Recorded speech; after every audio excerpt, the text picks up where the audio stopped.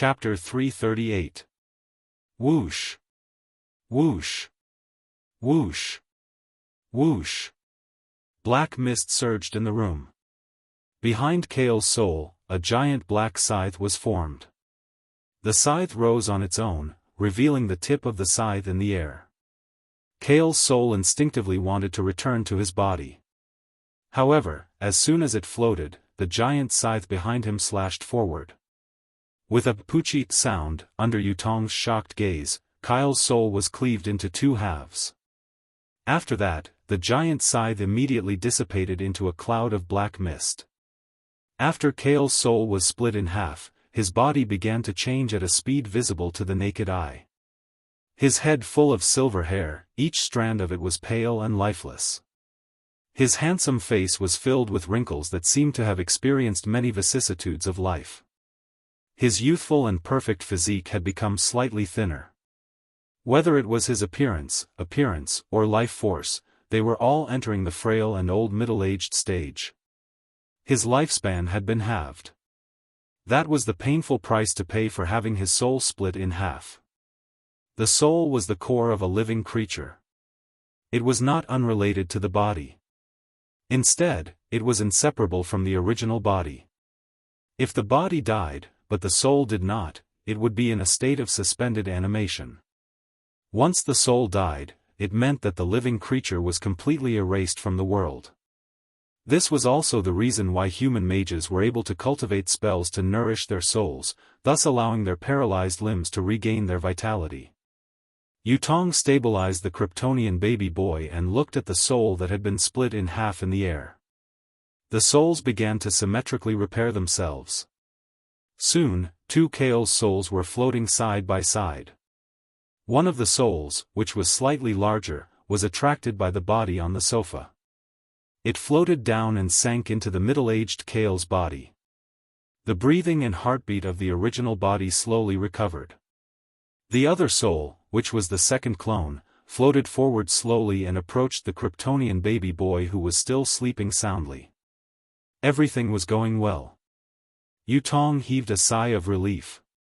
Her uneasy heart finally calmed down. However, when the soul clone of Kale was only half a meter away from the Kryptonian baby boy, something unexpected happened. Chi! The ceiling of the office on the top floor was covered by the black fog. There was a small opening that was less than 10 centimeters wide. Looking through the opening, it was a vast and boundless dark dimension. There was no concept of time, space, boundaries, or life here. There was only extremely pure dark energy. It was a multidimensional world similar to the mirror dimension but also completely different. There was no indigenous life in the dark dimension, but at this moment, a pair of huge monster eyes appeared in the middle of the dark dimension like the sun, coldly peeping at the scene in the office on the top floor of the Dihao Tower. Swoosh! Thick purple mist seeped out of the spatial rift in the ceiling, condensing into long translucent tentacles that shot out at high speed toward the soul clone that did not have much consciousness. Just as the purple tentacle was about to pierce through the doppelganger's soul, a powerful thought spread out like a wave. The ripples caused everything in the room to tremble, forming an air wall to successfully block the purple tentacle's fatal attack. Who is it? Yutong coldly looked up, her beautiful eyes flashing with silver light. Her cold voice was filled with endless anger. He actually dared to make a move on Boss when she was at her weakest, and in front of her. Interesting. The only creature that lived in the dark dimension whispered in a low voice. Manipulating the part of its body that had been smuggled to Earth, it made the purple tentacle lash down violently. The attack had a corrosive effect on the mind, and with one hit, the tough air wall was destroyed. The purple tentacle was like a snake. It raised its head and aimed at Kale's doppelganger's soul clone, as if it was ready to launch a second powerful attack. Yutong was really angry. The silver light in her eyes shone brightly, and she concentrated all her thoughts to form a circular fortress, which immediately protected Kale's doppelganger's soul. The purple tentacle shot out as scheduled, but the moment before it hit the fortress, the tentacle turned 90 degrees in the air, and the tip went straight in the direction of the Kryptonian baby. Oh no! Yutong was shocked and realized that the other party's target might have been the Kryptonian baby all along. Under normal circumstances, Yutong would never make such a serious mistake. It could only be said that she cared too much about Kale. Once Kale was unable to protect himself, he became her only weakness. The purple tentacle was still in the air, and its tip turned into a claw. It grabbed the floating Kryptonian baby and dragged it toward the space crack in the ceiling. Stay here. Yutong gritted her teeth, and her thoughts turned into countless solid lines. A very dense purple tentacle was attached to it, and she wanted to snatch the Kryptonian baby back. Sizzle. Sizzle. Sizzle. Just as the tentacle was pulled down 1 meter, the thin line of thoughts quickly melted into nothingness. The purple tentacle had a corrosive effect on the mind, and it was too effective against Yutong's thoughts. Yutong bit her lips until they bled. She had to protect Kale's doppelganger's soul clone while fighting with the mysterious creatures of the mysterious dimension for the Kryptonian baby. Her mind was almost exhausted. If you want to fight with me, you'll have to evolve for tens of thousands of years. The creature of the dark dimension smiled disdainfully. It had the upper hand in the fight with Yutong, and it kept pulling the Kryptonian baby toward the space crack in the ceiling. At this moment, a baby's loud cry resounded in the office, and the sound waves produced shattered the glass windows on the same floor. Seeing this scene, Yutong and the creature of the dark dimension were slightly stunned. The Kryptonian baby, who had been sleeping during their tug-of-war, had woken up. It's just a baby. Do you think you can escape from me? The creature of the dark dimension sneered and was about to pull the Kryptonian baby into the dark dimension, but it was soon surprised to find that its power was being depleted at a very high rate. What's going on? Not only was the creature of the dark dimension puzzled, but even Yutong, who was in the room, opened her eyes wide in shock. The crying Kryptonian baby was instinctively opening its small hands. The purple tentacles, which could unleash dozens of tons of pure impact force and corrode one's mind, turned into mist and were sucked into the baby's body like oxygen. The baby, which was the size of 2 palms, was like a bottomless black hole, absorbing and robbing the energy of the dark dimension. The pure energy of the dark dimension could corrode one's mind. Other than the creatures that had fallen into the dark dimension, no other creatures could absorb and use it. But this did not include the Kryptonians. As long as it was pure energy, regardless of whether it was solar energy or dark energy, it was nothing more than oxygen to humans. As the only creature of the dark dimension, its body was the embodiment of highly concentrated pure energy. To the Kryptonian baby, it was like a delicious milk nectar. Part of my body is being devoured? Ever since it became the master of the dark dimension, Damimo had not felt fear for a long time. It only enjoyed the pleasure of devouring multidimensional creatures and guiding others to fall into the dark dimension as its puppet slaves. But now, it was panicking. Chapter 339. At this moment, far away on the other side of the earth, Camartage, in a mage hall unknown to mortals. More than a dozen mages in white, black, and yellow robes gathered in the main hall. Most of them were bald, holding metal artifacts such as staffs, and wearing strange rings on their fingers. Regardless of gender or age, everyone's face was covered in a thick haze. They were about to face a major event that concerned the survival of the Earth, and the enemy was so strong that it was almost invincible. So, are you all ready? Lightly asking, Alpha Centauri stood on the high platform with her hands behind her back. She was still wearing an ordinary yellow long-sleeved robe, but even her clean and young face could not help but show an unprecedented seriousness. Her body was also in a state of high tension, waiting for battle. Ready, Sorcerer Supreme. A group of mages responded in unison, their eyes were filled with determination and a look of facing death with equanimity. Very good, then set off for New York immediately. Alpha Centauri took a deep breath, raised her left hand to form a seal, and slowly rotated her right hand, casting the strange spell of the space door. She was about to open the path to New York, where she sensed the infiltration of the dark dimension. A dazzling spark ignited in the air, but before it could spin into a wheel, it quickly extinguished abruptly. Mage Supreme? The mages looked at Alpha Centauri in confusion. Strange. Alpha Centauri frowned and muttered to herself, the power of the dark dimension just disappeared from New York City. That's really great. A group of mages was overjoyed, and some directly clenched their fists and jumped up. When they relaxed, they realized that they were already drenched in cold sweat. Alpha Centauri's face was expressionless, but her heart was still puzzled. According to Damuma's temperament, infiltrating New York was not a spur of the moment. But in less than half a minute, Damuma retreated on her own? It was truly inconceivable. Alpha Centauri glanced sideways, and her gaze fell on a young black mage. Mage Supreme, please tell me what you need. The mage named bowed respectfully. Alpha Centauri looked at him and said in a deep voice, from now on, you are officially transferred to the New York branch. If you find anything unusual, report back to me immediately. Yes. Bowed slightly and left with the order. At the same time, in the office on the top floor of Dihao building. I will definitely come back. It was as if he did not even want the part of his body that had crossed over to this side of the earth. The space crack at the ceiling was forcefully closed, and Damuma left behind a few harsh words in a somewhat embarrassed state before completely retreating back into the dark dimension. The severed purple tentacle immediately collapsed and turned into energy mist, which was absorbed by the Krypton baby boy suspended in the air. Boss, now is the time. Seeing this, Yutong quickly removed her mental defenses, exposing the soul of Kale's doppelganger to the air. As if he had heard her words, Kale's doppelganger's soul suddenly moved. He waved his hands and swam in the air toward the Krypton baby boy.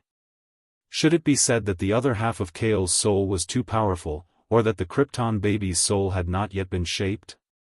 With almost no resistance, Kale's doppelganger's soul entered the baby boy's body, and the soul and the body successfully merged into one. The baby boy closed his eyes and small mouth, docilely quieted down, and fell asleep again. He fell freely into Yutong's arms. It was a close call. A very old male voice came from behind. Yutong turned around in surprise and saw Kale's body waking up from the sofa. Boss, who was that just now? Holding the baby boy, Yutong asked with lingering fear. The dark dimension, the ruler of the world that cannot see the light, Damuma. Kale snorted coldly, and his golden pupils flashed with cold light. It has always wanted to attack the earth and fall into the dark dimension. It is the #1 enemy of human mages, and now it dares to have ideas about me. But the Kryptonians are its natural enemies. In the first confrontation, Damuma definitely did not have a good time. Not only did it suffer in the hands of a baby, but it also sent over so much nurturing energy. Kale smiled and looked at the baby boy who was sleeping soundly in Yutong's arms. He could clearly feel that there was no grudge between him and his doppelganger. It was just that the doppelganger's body was still too small, and it had just absorbed pure dark energy. It would probably take a long time to digest the energy. In any case, the doppelganger's work was done. Boss, your body. Yutong looked at Kale's slightly aged appearance and could not help but show a worried look on her face. This was the first time she saw the omnipotent and immortal boss's chi, blood, and spirit were extremely decadent. Well, people and gods really have to admit that they are old. Their lifespans have been halved, and even the state of my extraordinary body has declined a lot. Kale lowered his head and spread out his palms. He looked at the skin on his hands that had lost its luster and toughness, and had become darker and more wrinkled. It's a pity that I'm the least afraid of losing my lifespan. Isn't it just spending life? Kale smiled and casually took out 20 cards. They were like a deck of poker cards stacked on top of each other in his hands. These cards were all shining with a bright purple light, illuminating the room in the real world. Life-saving card, the only ability card that existed from white, green, blue, and purple. It could increase one's lifespan from the initial 3 months to 3 years, 30 years, and even 300 years. That's right, a purple life-saving card could increase one's lifespan by 300 years. And 20 cards would increase one's lifespan by 6,000 years. There were really too many life-saving cards in his storage. Kale did not hesitate and used all 20 life-saving cards on himself at the same time. Whoosh! As if he was wrapped in a milky white light, Kale's old body that was past his middle age rapidly regained its youth after being filled with rich life energy. Anyone who saw this scene would be dumbfounded. Hair, skin, blood, bones, muscles. Everything on his body was abstractly growing in reverse. In just a short while, Kale returned to his previous appearance of a young man in his early 20s. He was young and handsome, and every strand of his silver hair was crystal clear. His perfect body had the golden ratio, and every move he made had a strong and shocking sense of oppression. The feeling of being young is really not bad. Kale let out a long breath and stretched his limbs. His joints suddenly made crackling sounds like beans being fried. More than 10 tons of strength gathered smoothly in his hands and feet. Boss. Yutong was still carrying the baby boy. She walked forward and asked a very realistic question. Your clone, although has the potential to surpass the gods, but in the long period of growth and development, how do you want to arrange it? This is indeed a difficult problem. Kale nodded slightly. Originally, he only wanted to secretly hide his clone in the Dihao Tower and let someone protect him as he grew up. But Domum's sudden attack made Kale understand that it was basically impossible to hide the existence of his clone. In this way, he would need to arrange a suitable identity for his clone, who was still in the infant stage. Just as Kale was thinking, Yutong's face flushed slightly. She smiled and said, "Boss, I have a good suggestion." Chapter 340. In the lobby of the office on the top floor. No, how is this a good suggestion? After listening to Yutong's description of the plan, Kale's expression was very interesting. He frowned and said in disbelief, "If it's announced to the public that the clone is my illegitimate son or something, wouldn't that mean that he's his own father? And he'll call himself father?" Yutong chuckled, blinked and asked, "Boss, you don't care about the rules of the mortal world, right?" "Of course I don't care." Kale shook his head and looked straight at Yutong's gem-like eyes. He pondered and said, "No, this is too unfair to you. Boss, if you don't care, I won't care either. Moreover, this is my suggestion. I've already thought about it carefully in my heart." Yutong held the baby boy in one hand and tucked her hair behind her ear with the other. She raised her head arrogantly and said calmly and domineeringly, "Moreover, I'm the Black Queen. No one dares to say anything in front of me or behind my back. I have to say, I'm about to be convinced by you." Kale smiled bitterly. His gaze moved down and fell on his clone that had fallen into a deep sleep. Although Yutong's suggestion was absurd and inhumane, it was indeed the best and simplest solution at present. Superhuman clones were not ordinary to begin with. If they hid among ordinary people, it might be easier to be exposed and attract unnecessary trouble. Rather than that, it was better to take the initiative to expose him and give him a positive identity as the son of the symbol of peace. This way, even if Kale's original body left Earth, the clone could use the identity of the young master to fully control the family Cal. "Then please give him a name, boss." Although Kale had not verbally agreed, Yutong could still see his thoughts. She lifted the baby forward with both hands and said softly, "Think of a name for our child." "You don't have to get into character so quickly, do you?" The corner of Kale's mouth twitched slightly. Ordinary people really couldn't understand the feeling of being his own father. "Get used to it early." Yutong also smiled.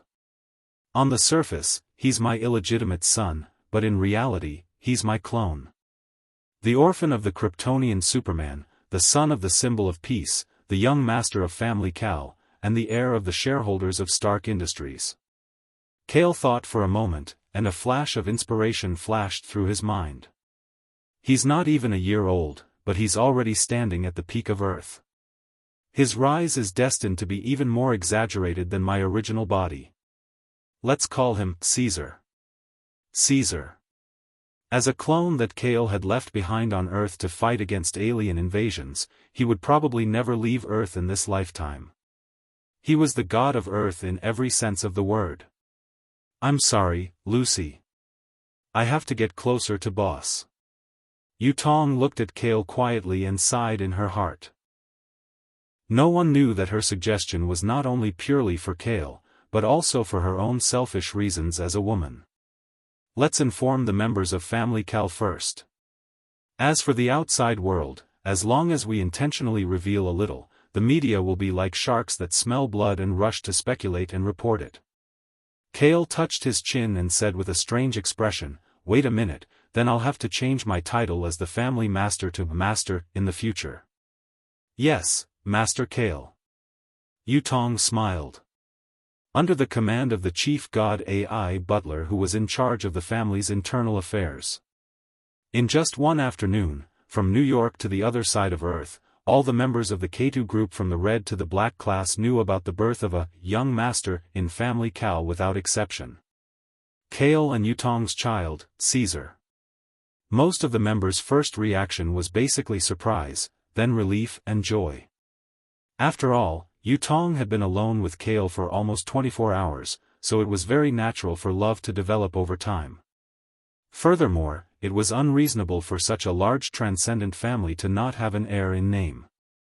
However, a small portion of the members had a completely different attitude towards this. At this moment, on the main road in downtown New York, an engine spewing blue flames roared.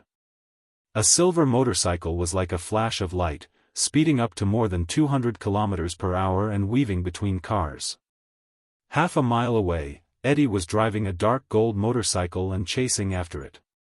Unfortunately, the distance between them kept increasing, so he couldn't help but ask loudly into the walkie-talkie, "Boss, the reconnaissance mission outside the city hasn't been completed yet.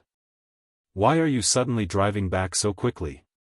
Her dark green hair fluttered in the wind. Lorna, who was wearing a neat male suit, pursed her delicate lips and straddled the silver motorcycle like a sexy and dangerous panther. Slap. Lorna's face was as cold as ice. She took off the noisy walkie-talkie and casually threw it on the road. The walkie-talkie was instantly crushed into pieces by the speeding car behind her.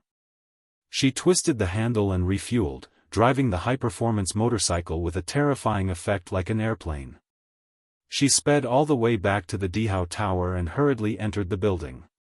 When she entered the lobby, she didn't even look at the others and walked towards the elevator. "Lorna. Wait, you're going up to find Master, right?" K2, who was a security guard, hurriedly called out to her. "What's wrong?" Lorna's voice was cold.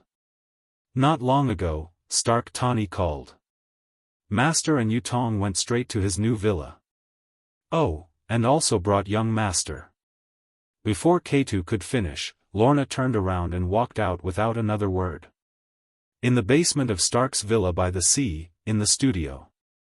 "Little cutie, clean up. Godfather is coming later. It won't be good if he sees this mess. Jarvis, test if the parameters are normal again. Don't fail and let Godfather laugh at you." Wearing a pair of research goggles, the mature Tawny was wearing a set of casual clothes. He held a tool in his left hand and a tablet in his right as he busied himself in the messy studio. After receiving his orders, a cleaning robot with only one mechanical arm started to clean the basement with the body part of a vacuum cleaner. Jarvis, the artificial intelligence, controlled the computer in the room and professionally scanned a white briefcase-like item on the workbench. 3 minutes later. The lights on the basement's ceiling flickered a few times, and a series of codes on the computer screen stopped. Jarvis said helplessly, "Sir, the security system at home has been hacked again." Tawny wasn't shocked. Instead, he was delighted. He put down what he was doing and shrugged. Looks like Godfather and the others are here. That guy, blackened the protection system set up by J. R. V. I. S., almost blackened out of habit and experience. Tani took off his goggles, picked up the white briefcase, and quickly went upstairs. As soon as he entered the living room on the first floor, Tani saw Godfather, Kale, and Yutong sitting on the sofa. His girlfriend, Little Pepper, was standing next to them, smiling at him with a baby a few months old in her arms. Whose child is this? Tani's eyes widened, his thoughts a little confused.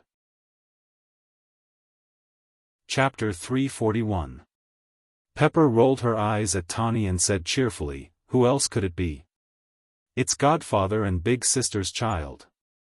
She usually called Yutong Big Sister, and followed Tani in calling Kale Godfather. Even though it sounded a little weird, there were many things about them that couldn't be understood with common sense. After all, most people wouldn't look like they were in their early 20s at the age of 60 or 70. Godfather and Miss Yutong's child?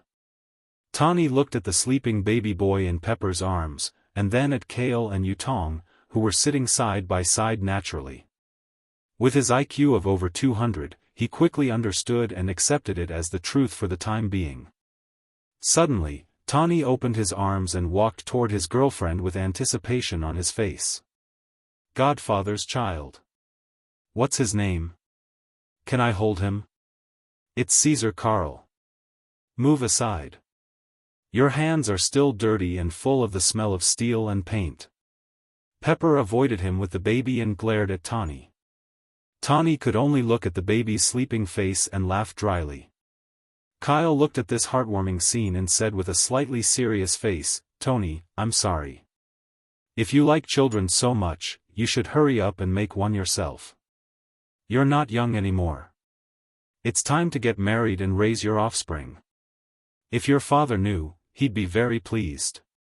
Before Tani could respond to these words that sounded like a parent's instructions, Pepper, who was in a white suit, was already blushing.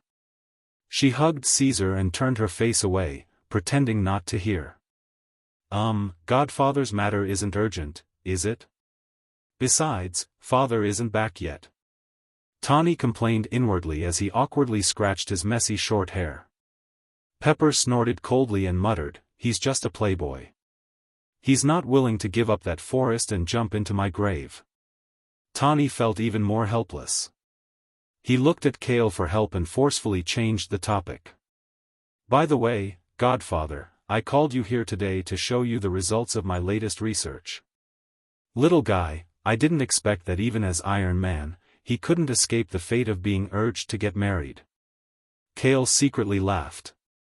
Following Tani's words, he pointed at the item he brought up from the basement and asked, "Is that the thing?" "That's right." Tani nodded. Under everyone's gaze, he placed the silver suitcase on the smooth glass table and explained, "Let's go." Since the manufacturing factory of Krypton energy officially started and the most important energy core of the armor was solved, I have upgraded the Iron Man armor in all aspects. This is the Mark III. What appeared in front of everyone was a seemingly ordinary silver metal suitcase with an unknown internal structure. "Next, please take a good look." Tani took a deep breath, stood firm in front of the glass table, raised his right foot high, and then stepped down on the suitcase. The moment Tani's foot came into contact with the metal suitcase, it was as if the match was successful. After the beeping sound, the suitcase immediately started and unfolded on the table, and the internal parts underwent complex and rapid deformation. The metal parts were self-assembled according to the programmed program. First, they fit and wrapped Tani's right foot, left foot, then up to his thigh, crotch, waist, neck, and finally his head. The whole process only took about 5 seconds, and Tani put on the golden red Iron Man armor and transformed into the superhero Iron Man that the outside world was familiar with. Kale asked in surprise, "Not bad, you can wear the Iron Man armor without the studio. This is your inspiration from Wuxia's transformation." The Iron Man armor was not only important for performance and combat ability, but also for daily portability. Otherwise, it was impossible to meet an enemy outside and say, "Please pause for a moment. I'll fight you after I get home and put on the Iron Man armor." Tani didn't have his own card space like Kale, and he didn't have Ant-Man's PIM particle technology at the moment. Compressing the Iron Man armor into a suitcase to carry outside was already a great improvement. I've only borrowed the surface of Wuxia's transformation technology. There's still a long way to go with the current level of technology. We have to fully achieve the temporary assembly of other machines. Tani said in a deep voice through the steel mask, "If Father were here, maybe it would be completed soon." Tani. Pepper sighed softly, a trace of heartache flashing in her eyes. She knew that Tani's face under the steel must be full of sadness and loss. Compared with Howard's crazy pursuit of technology, Tani might be more emotional. Kale looked at the Iron Man in front of him, who was cold on the outside but warm on the inside, and pondered for a moment. Finally, with a nod from Yutong, he broke the sad atmosphere in the hall. "Tani, I have something to tell you." "Godfather, go ahead." Tani took off his steel mask to show that he was listening. "It's about the whereabouts of your father, Stark Howard." Kale's words were like a sharp sword that pierced directly into Tani's heart. It was also like a clap of thunder that made his heart beat rapidly and his eyes widen. Tani quickly stepped forward and knelt on one knee in front of Kale. He grabbed his arm and looked up excitedly. "What did you say? Please say it again." Kale said, "I know a friend in the divine territory. He has a pair of eyes that can see anywhere in the universe. Just a few days ago, he told me that he saw traces of what he suspected to be Lucy, Logan, and Howard in the alien civilization area of the Milky Way Alliance." Tani's eyes were wet. He was already in his 30s, but he still sobbed like a child. "Father is still alive. Of course, he's such a trustworthy person. He won't die so easily." Kale patted Tani's shoulder and said frankly, "I came here this time to say goodbye to you. I've already decided to depart from Earth in a few days and rush to the Milky Way Alliance. No matter what, I have to find your father and bring them back. I'll go with you." Tani blurted out. "Do you think this is a trip?" Kale looked at him angrily and said in a low voice, "Outer space is too dangerous. When I left Earth back then, it was a narrow escape. It took me a lot of effort to come back. That's why I have to go with you and bring my father back as soon as possible." Tani wiped the tears from the corners of his eyes, his face full of determination. He said seriously, "I'm no longer the child I was back then. With the Iron Man suit and technology, I definitely have enough ability to protect myself. Also, waiting is too painful and too lonely.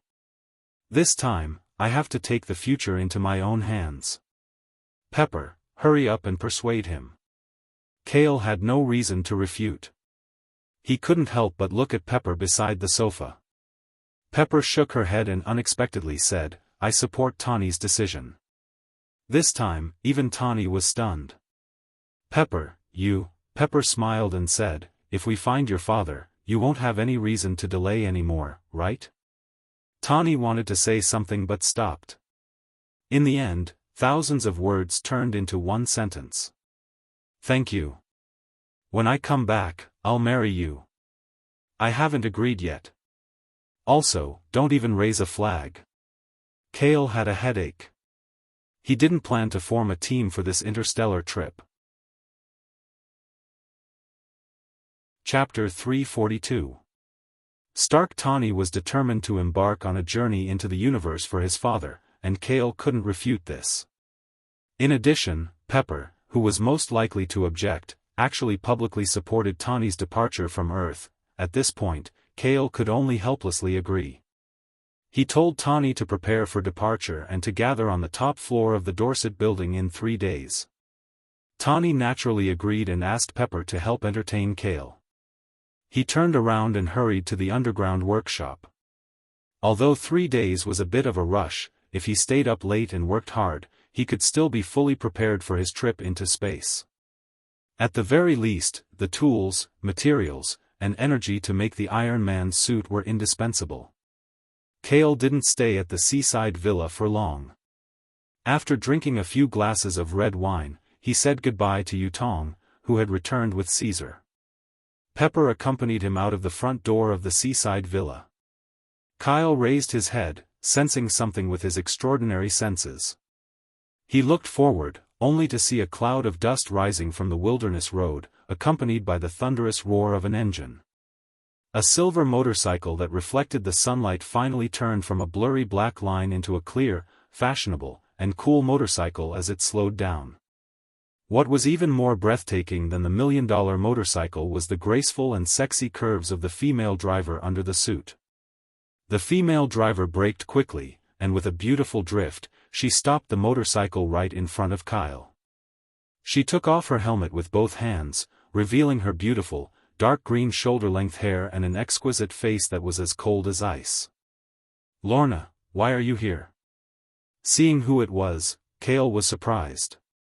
Ever since he had given Lorna and Eddie the task of finding the hidden base where Hydra's remnants had taken root on Earth, as well as tracking down the whereabouts of the Scarlet Witch and Quicksilver, Lorna often dragged Eddie out of New York City from time to time. Why was she in such a hurry to return to New York now? She had even specially come to Stark's new villa.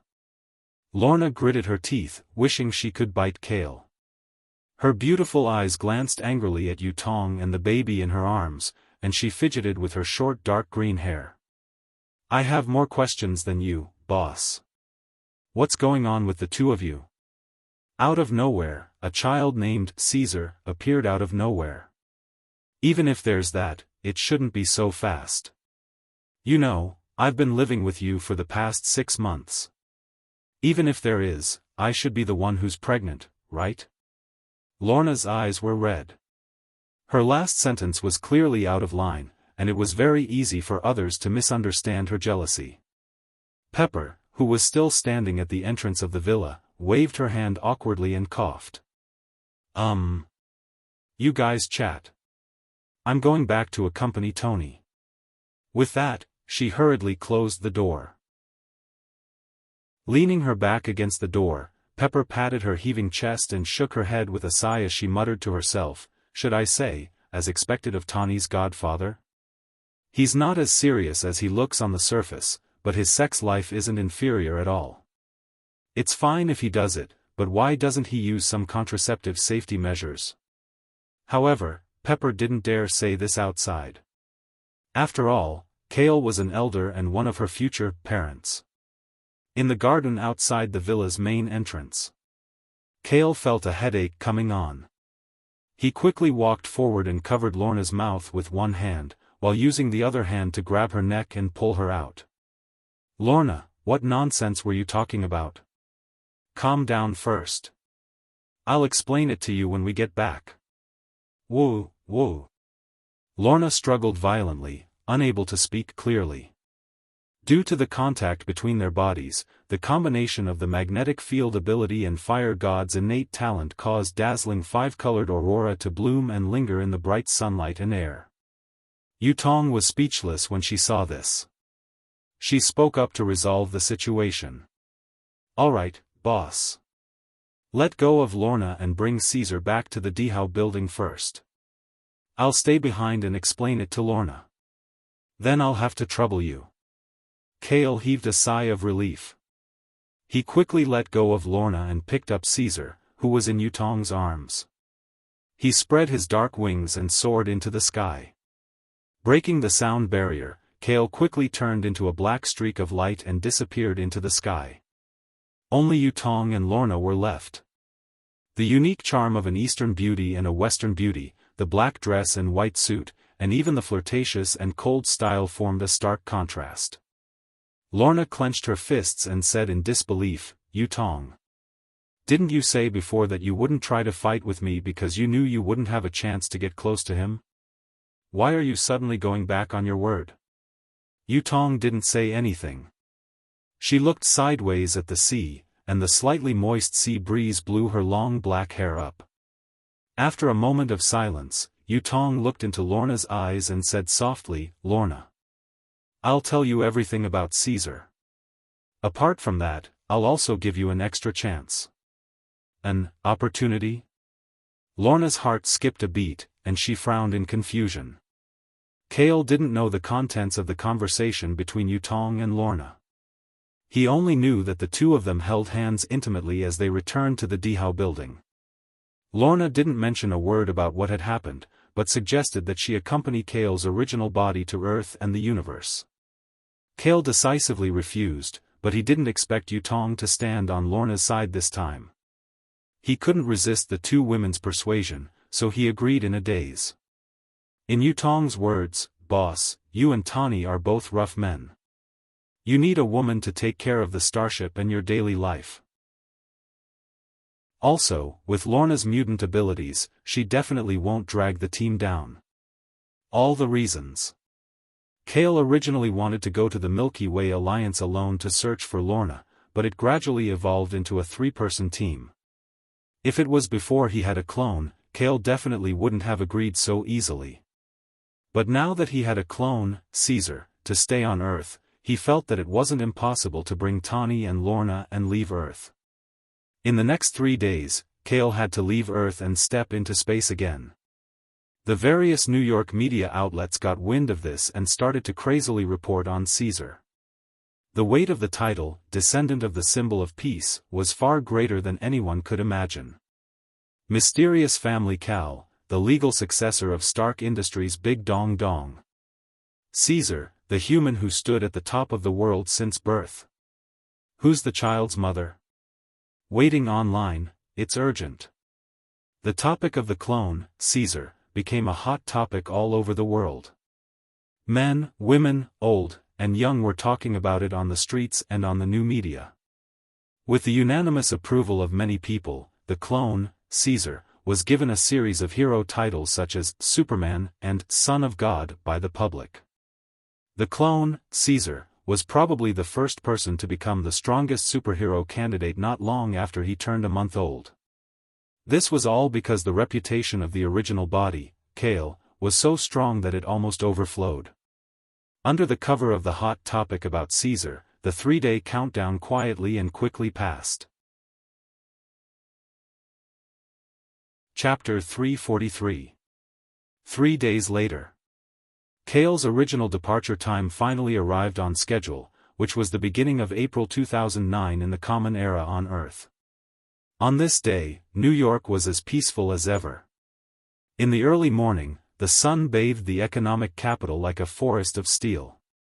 Office workers in suits and uniforms were active on the streets, and cars and motorcycles of all kinds of brands were flowing on the roads. In the downtown area of the Dihao Tower, the daily media reporters had arrived early in the morning. Recently, there were no news reports that could push the topic of Caesar to the second page of the newspaper. Almost all the reporters wanted to know more first-hand information about Kale's son, doppelganger, Caesar. But soon, the reporters who arrived were shocked to find that the office on the first floor of the Dihao Tower was not open as usual today. Not only that, the open space in front of the main entrance was set up by the American soldiers with real guns and live ammunition. The fully armed special forces had sealed off the area around the Dihao Tower and prohibited people from entering or leaving. While the reporters were discussing in confusion, 3 bulletproof cars with conspicuous sword and shield emblems, and more than a dozen agents in suits drove motorcycles on the left and right sides of the road. They majestically passed through the checkpoints of the armed forces and stopped in front of the Dihao Tower. Although not many people knew that Kale, Tani, and the others had set off to space, but it was basically impossible to hide it from Family Cal, the Avengers, and the top management of SHELD. So now, the core management of the Avengers and SHELD came to see them off. SHELD Director Fry arranged for the military to seal off and guard in advance. This was also because Kale forbade the agents from all over the country to rush back. Otherwise, the open space inside and outside of the Dihao Tower would be crowded with vehicles and helicopters. A tall young man walked out of the group of agents on motorcycles. He took off his helmet, revealing a head of bright blonde hair and a handsome face that was full of righteousness. Wasn't this Captain America, Steve? He was dressed in a casual shirt and jeans. He looked around at the tight military blockade, shrugged and said to the SHELD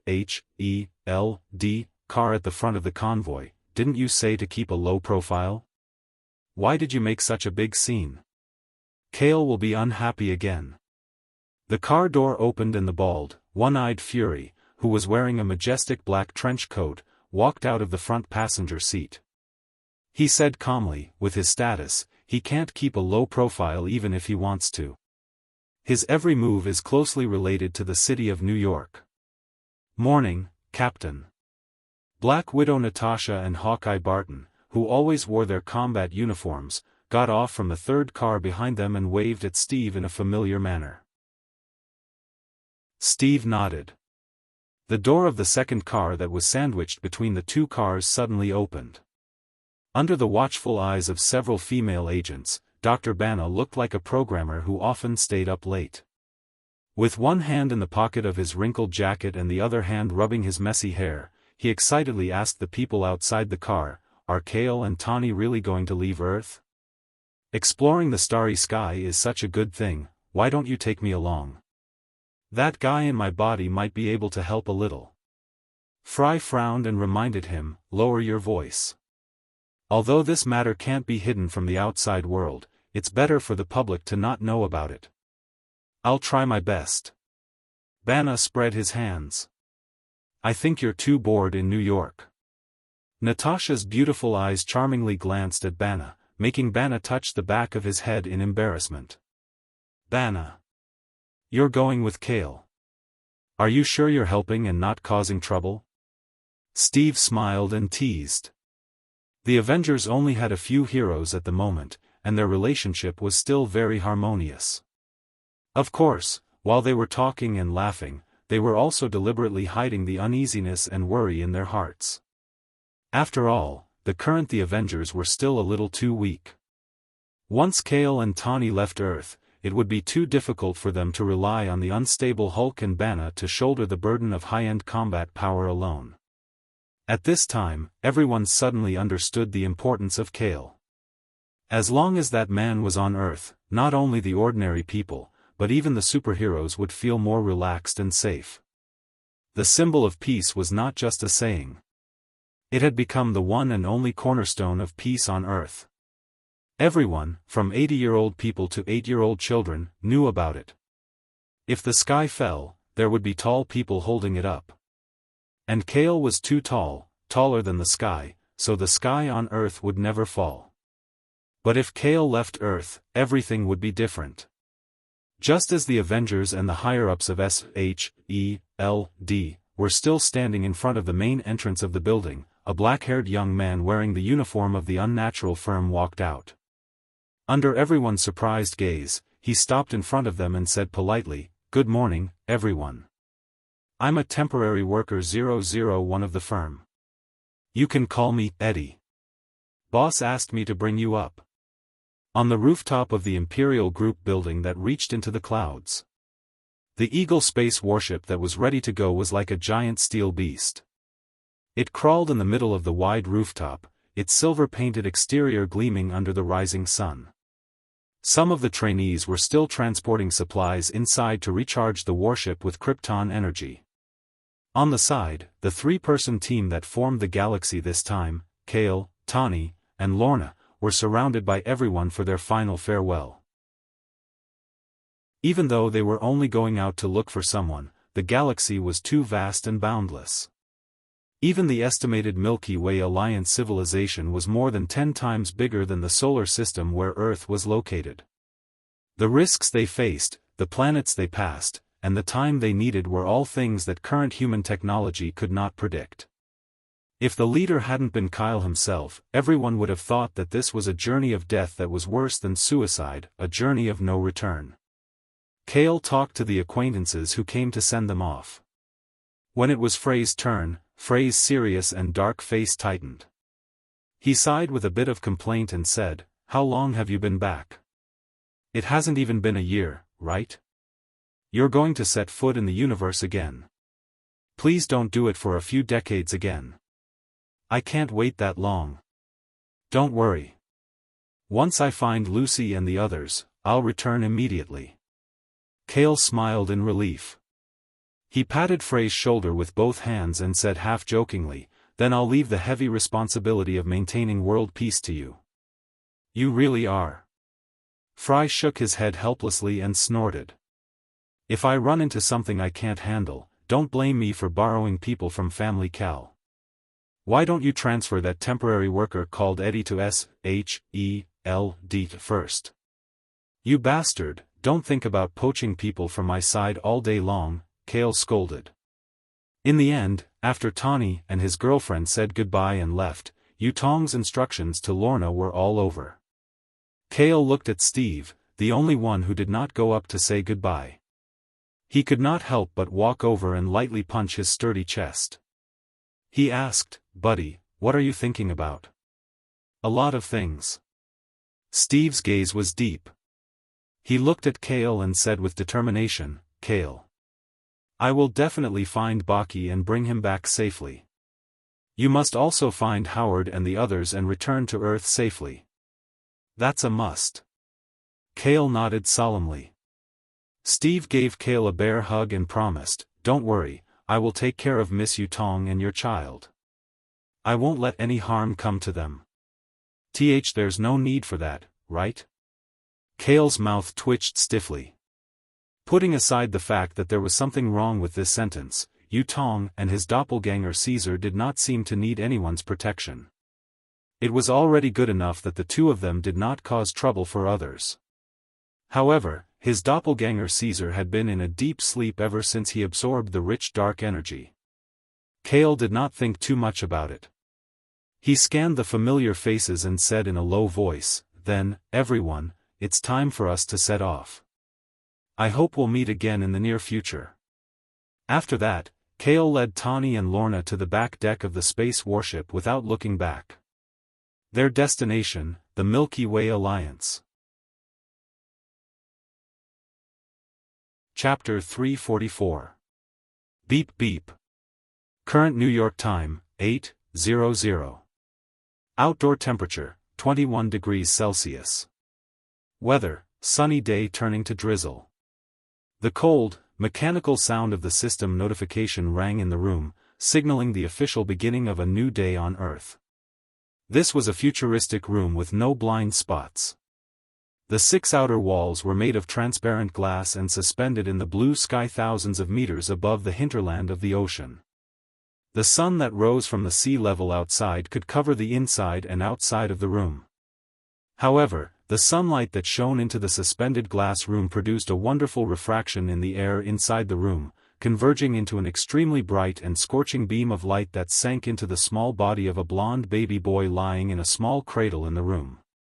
The baby boy looked only about 1 year old.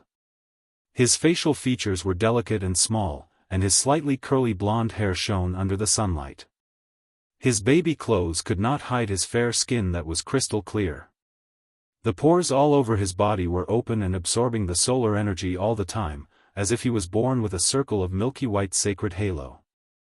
His breathing was even and long, and his heartbeat was thumping powerfully. He lay flat and clenched his hands tightly, sleeping in this position for a long time. If no one disturbed him, it was as if he could sleep until the end of his life. All of a sudden, the angel-like baby boy's tiny eyelashes trembled slightly. His tiny mouth opened in a soft murmur, and a pair of bright and translucent gem-like eyes opened. Without hesitation, the baby boy instinctively got up from the bed. His eyes were still a little dazed at first, but after rubbing them with his small hands, they quickly became clear and thoughtful. "My clone has finally woken up." The 1-year-old baby boy actually maturely stroked his smooth chin with his small hands. His black eyes spun as he pondered and pondered. After successfully possessing the body of a Kryptonian baby, my clone has been in a state of hibernation under the body's physiological protection mechanism in order to digest the large mass of dark energy. Until today, I have completely digested the dark energy in my body. So, this is the first time I, the new clone, have woken up. Caesar knew his origin and identity, and naturally accepted the fact that he was Kale's clone. Although it was a doppelganger, the doppelganger Caesar had the same memories, thoughts, and even personality as Kale before the doppelganger split. The main body and the doppelganger were equivalent to a person's left hand and right hand. They had never been separated from each other. Even if the doppelganger was forcefully split, the soul origin was still one without any grudges. In the future, the two could still fuse as one. I can vaguely sense the existence of the main body, but it's too weak. Is it because the distance between us is too far? Or was the main body sleeping as well? Right now, the main body should still be piloting a space warship and wandering in the universe. After all, the outer space of the human world is so vast and boundless, and it's not easy to find the Milky Way Alliance civilization. Caesar sighed slightly and simply stopped thinking about the matter of the original body. He focused all his thoughts and attention on himself. The most important thing for the Avatar was to get used to the Kryptonian baby's body as soon as possible. With a thought, Caesar summoned the card drawing system. However, after staring at it for a long time, not a single card appeared in front of him. Damn, only the main body can draw cards. Caesar's little face puffed up in anger. He carefully recalled in his mind and realized that the ability cards, such as piloting, shooting, fighting, and other experience cards, were all blurry and blank. This meant that everything was basically with the main body. The almost omnipotent ability and enough resources to buy New York City, while the doppelganger only had a clean and uneducated body of a Kryptonian baby. Thinking of this, the doppelganger Caesar felt like he had to start all over again. He couldn't help but clench his fists, raise them in a subtle arc, and punched the small cradle to vent his anger. With a "kacha" sound, the small cradle immediately collapsed, and a small piece of the sturdy bed board inlaid with steel appeared exaggeratedly with two small and clear fist marks. This? Caesar awkwardly climbed up from the cradle and stood on his feet that had never walked before. He stared at his white and tender baby hands with his mouth agape. The force of the punch just now was at least close to a ton of impact force. How old am I? Now I have 10 times the strength of a human. Caesar's face was filled with disbelief. 10 times the strength of an adult human was already a physical attribute that only super soldiers in World War II could barely achieve. He was less than a year old, but he had already reached the level that Captain America had painstakingly achieved. If Steve knew about this, he would cry. Not only that. Caesar's eyes widened, and his bright blue pupils contracted slightly. The sizes and gaps of the various high-tech instruments in the room, the tiny dust and bacteria that were invisible to the human eye, and even the sun's radiation and the outlines of some particles were magnified in front of him like a microscope. Caesar rubbed his eyes, suspecting that he had seen wrongly. This time, the pupil stripes expanded slightly. His gaze passed through the thick glass wall of the room, skimming over the clouds and mist that were thousands of meters high, and landed on the vast blue ocean below. From the ripples on the surface of the sea to the subtle scenes of seagulls catching small fish thousands of meters away, all these things were seen as if they were through a telescope. My eyes? From the microscopic world to the macroscopic world, Caesar saw too many things at once. Unable to bear it, he covered his eyes with his small hands. But when his vision was closed and he fell into the boundless darkness, the sounds coming from both sides of his ears became louder and clearer. The sound of the internal parts and gears of some high-tech instruments in the glass room, the sound of static electricity flowing in the cables in every corner, the sound of seagulls flapping their wings in the sky outside the room, and the crashing sound of the sea waves thousands of meters below, and so on, entered his ears. Caesar was not used to this super hearing, and even caused tinnitus for a moment. All the sounds intertwined and buzzed together. What the hell? With a splitting headache, Caesar clenched his teeth and hugged his head with both hands. Like an irritated injured small beast, he curled up into a ball and rolled on the glass floor. A casual bump caused the metal instruments that were several times larger to be overturned and thrown away. Under the burst of an unknown power, Caesar's small baby body left the floor and floated in the air, kicking and struggling violently. The energy that flowed out of his body hit the glass walls around him like waves, causing cracks to appear on the tempered glass. Perhaps even Kale's original body did not expect that if it was cultivated with solar energy alone, the Kryptonian would gradually awaken the transcendent genes in his body when he was about 7 or 8 years old. He would then start to get used to some superpowers that surpassed ordinary people. But because of Domum's interference, the rich dark energy had the effect of pulling up the seedlings to help them grow, accelerating the growth of the Kryptonian baby and luring out the various superpowers in his body in advance. As a result, Caesar's clone, who was not even a year old and should be a baby learning how to talk and walk, had already forcefully awakened all sorts of growth-type superpowers. 10 times the strength and physique of a human. Transcendent eyesight with microscopy and telescopic vision. Transcendent hearing that could see everything within 1,000 meters. And finally, elementary flight and elementary energy launch. Chapter 345. How should one describe the situation of the doppelganger Caesar? It was similar to an old computer with an XP system that installed and ran dozens of new large-scale games. Its reaction time was so slow that it felt as if his brain was about to be fried, and he would lose his 5 senses.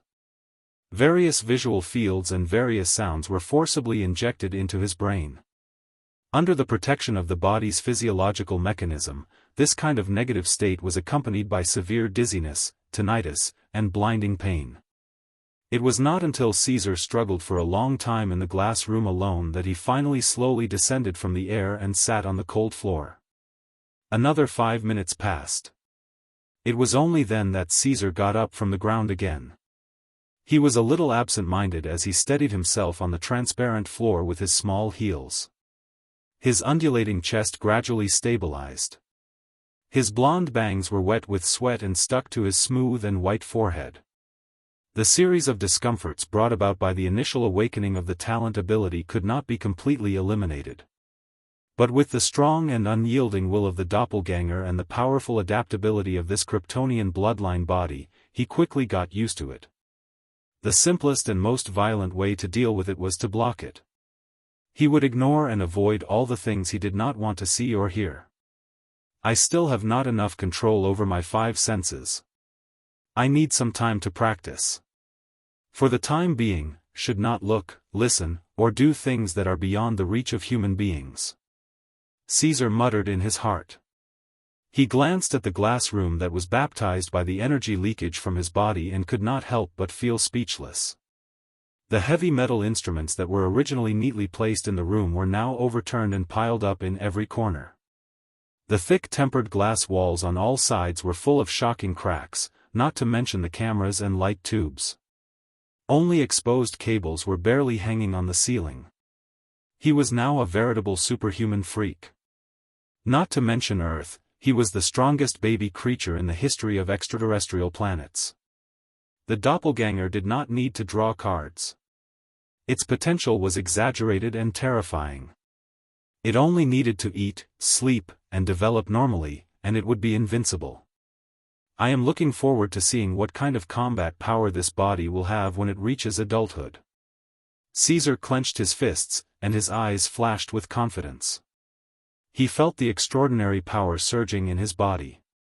After looking forward to the future with a surging heart, he slightly restrained his excitement. Returning to the current reality, he was a little confused. Why didn't K2 find out what happened here and come over? After hesitating for a moment, Caesar coughed out of habit and asked with his baby voice for the first time, "Is anyone here?"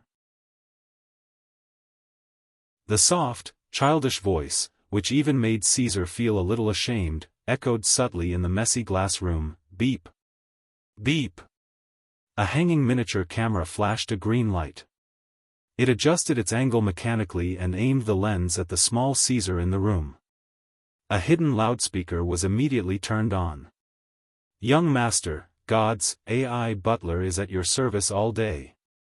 Currently, Yutong was the only one on Earth who had the authority to know the real identity of the clone Caesar.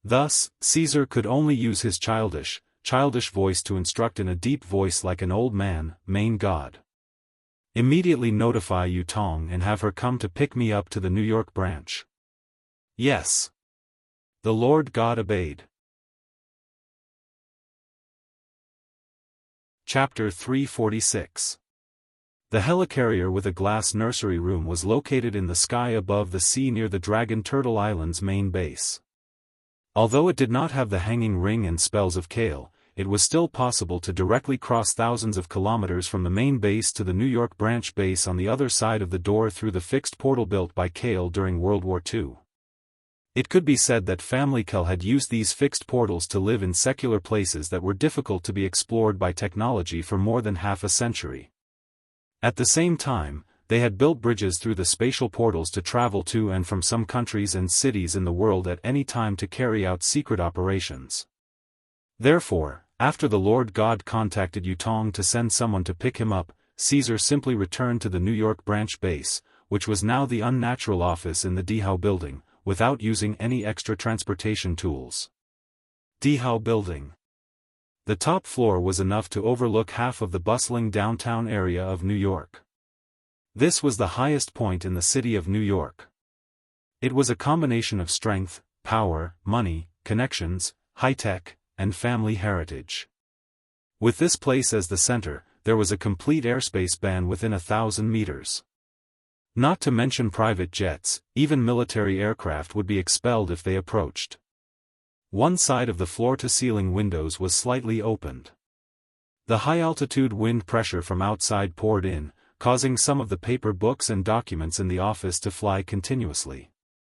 Under the golden sunlight that shone in from the side, they looked like white pigeons flapping their wings to take flight. There was an exquisite and perfect woman sitting on the office chair. Her black suit couldn't hide her curvaceous body. Her legs were wrapped in black stockings and she wore a pair of black high heels. Her slender legs were slightly tilted together without any gap. Her body curves from head to toe had a kind of temptation that made men suffocate. Especially the skin on her face, wrists, and neck that was exposed to the air. It was as white as the frost in December, forming an extremely strong visual impact with the black clothes on her body. Of course, it was not just the ultimate beauty of an Eastern woman. The black-haired woman's every move revealed an innate nobility, lingering with a sense of coldness and oppression that kept people thousands of miles away. It would be more appropriate to describe her as a thorny black rose. This was the Black Queen Yutong, the first leader of Family Kale and Stark Industries after Kale's original body and Tawny left. At this moment, Yutong, who was sitting on the chair, was sitting on a neat and clean metal desk. It was a 1-year-old baby with delicate features. He was less than half the size of a computer. He was wearing children's clothing with a teddy bear pattern printed on it. He had a lollipop in his mouth and was sitting cross-legged on the table among the piles of documents. He used a thermos cup as an armrest and raised his little head to look at Yutong energetically. Yutong also lowered her head to size up the baby boy. The two of them stared at each other, and the atmosphere was very strange. After a while, Yutong finally couldn't help but cover her mouth and giggle. She winked at the baby and said, "You're really the boss." "Yes. But to be more precise, it's a clone of your boss. Weren't you there when the soul split, Yutong?" Caesar rolled his eyes and hugged his chest with his little hands. He never thought that he would have such a day. "What's your name, Yutong?" "You should call me that." Yutong smiled beautifully. She curled her finger slightly, and an invisible transcendent consciousness pulled Caesar into the air. He broke free of gravity and rushed into her arms. Caesar didn't resist and let Yutong hug him tightly. He buried his little face in her towering, warm chest and almost couldn't breathe. Fortunately, he had a small super physique after awakening his kryptonite genes. "Boss, your clone's appearance is simply too cute." Yutong's beautiful eyes seemed to be shining with stars. It was as if she had returned to the era of the demon Loli and played with Caesar like a pillow. After Caesar struggled and protested, Yutong reluctantly put Caesar back on the table. Yutong, you used to be very virtuous and proper, Caesar said seriously with a straight face. However, with his clone's super cute appearance and pretended mature tone, it was funny like a cat with claws and fangs. It wasn't intimidating at all. Yutong was amused and covered her mouth. She stuck out her pink tongue and said, "That's because your main body. What's wrong with my main body?" Caesar raised his eyebrows, which were barely there. Nothing. Yutong shook her head and didn't say what she was thinking. Kale's main body was the person who saved her from the Tokyo Underground Research Institute and gave her a new home. In front of his main body's image, which hadn't changed for 100 years, Yutong was just a little girl who hadn't grown up, no matter how strong and mature she was. Yes, in front of Kale's main body, Yutong would still be a little nervous. Now, even though she knew that their souls were the same and Caesar was Kale, the baby image of Caesar's clone made her feel very relaxed. Okay, I almost guessed it. Caesar chewed the candy in his mouth and spread his hands helplessly.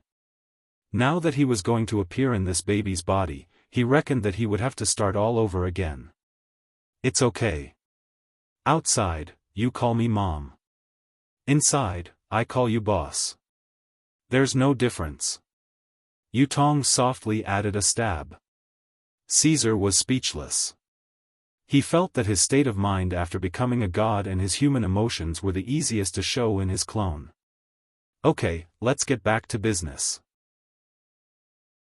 Yutong swept away the previous topic and said to Caesar seriously, "Boss, you just woke up not long ago.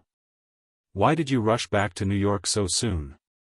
According to the plan with your main body, your clone should have secretly passed through the most fragile baby development period. It should only be convenient for you to be exposed to the outside world after you're at least 5 years old." Indeed, that was the original plan. Caesar smiled and replied softly, "But we all estimated wrong. This body has absorbed a lot of dark energy and ushered in the awakening of abilities and physical transformation in advance. That means..." Yutong widened her eyes and looked at Caesar in disbelief and anticipation. "That's right. My clone, when I'm weak and powerless, has successfully passed through the development period." Caesar put his hands behind his back and hugged the back of his head. His fair and tender little feet were raised forward. Without using his abilities, his small body floated up from the office table. "So, Earth's gravity is so light." Caesar sighed as he floated in the air in the room. He had the illusion that an Earthling was on the moon. Gravity was so light to his body that it could be ignored. "Boss!" Yutong called out softly. A cold silver light flashed in her beautiful eyes. Then, a single sofa in the office flew up on its own and rushed toward the floating Caesar at the speed of sound. Just in time. Caesar saw the sofa whizzing toward him from the corner of his eye. His little face was filled with excitement. What he lacked the most now was practice and actual combat. Through sports and combat, he could grasp the various attributes and abilities of his newly awakened body. Without thinking too much, Caesar flipped half a circle in the air and his little feet moved backward for a short time to accumulate strength. There seemed to be a vast universe hidden inside his tiny body. The energy was like an electric current that had been activated by an electric switch. It was transformed into surging biological energy in the blink of an eye, penetrating through the tough bones and muscles that had not yet developed. In the end, it was condensed on his feet like lightning. Caesar exhaled softly and kicked the single sofa in front of him. Chapter 347. Boss? Even Yutong was shocked when she saw Caesar kicking the sofa with his tiny feet. She had only wanted to use the sofa to test Caesar's reflexes. She had not expected Caesar to use the sofa as a punching bag. Imagine this, a delicate baby's foot, smaller than the size of a palm, colliding with the sofa that was more than 1 meter wide. It was like an egg hitting a rock. But in the next moment, something even more shocking happened to Yutong. Bang! As if a grenade had detonated nearby, the leather sofa under Caesar's feet immediately burst into two halves. Half of the broken sofa flew out and slammed into the white outer wall of the office, while the other half flew out and smashed through the glass of the floor-to-ceiling window. The impact caused countless broken glass fragments to fly out and fall onto the bustling buildings and streets hundreds of meters below. "Sorry, I used too much force." Caesar, who was still in the air, was also a little dumbfounded. He did not expect that activating the energy conversion in his body was like turning on an engine. He could unleash superhuman destructive power that was far beyond his physical strength. Yu Tong did not say anything. Her face was cold and stern. She quickly stood up from the office chair and clenched her slender hands in the air.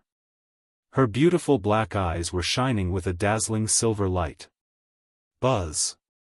An invisible wave of consciousness rippled in the office, quickly saving all the destruction that was about to go out of control. The broken sofa wreckage and the glass shards were fixed in the air, and then returned to the room according to the original trajectory of the original splashing. In the perfect control of telekinesis, it was as if time had gone back to a second or two ago. All the broken objects were forcibly pieced back to their original state. Phew! After completing all this, Yu Tong was slightly relieved.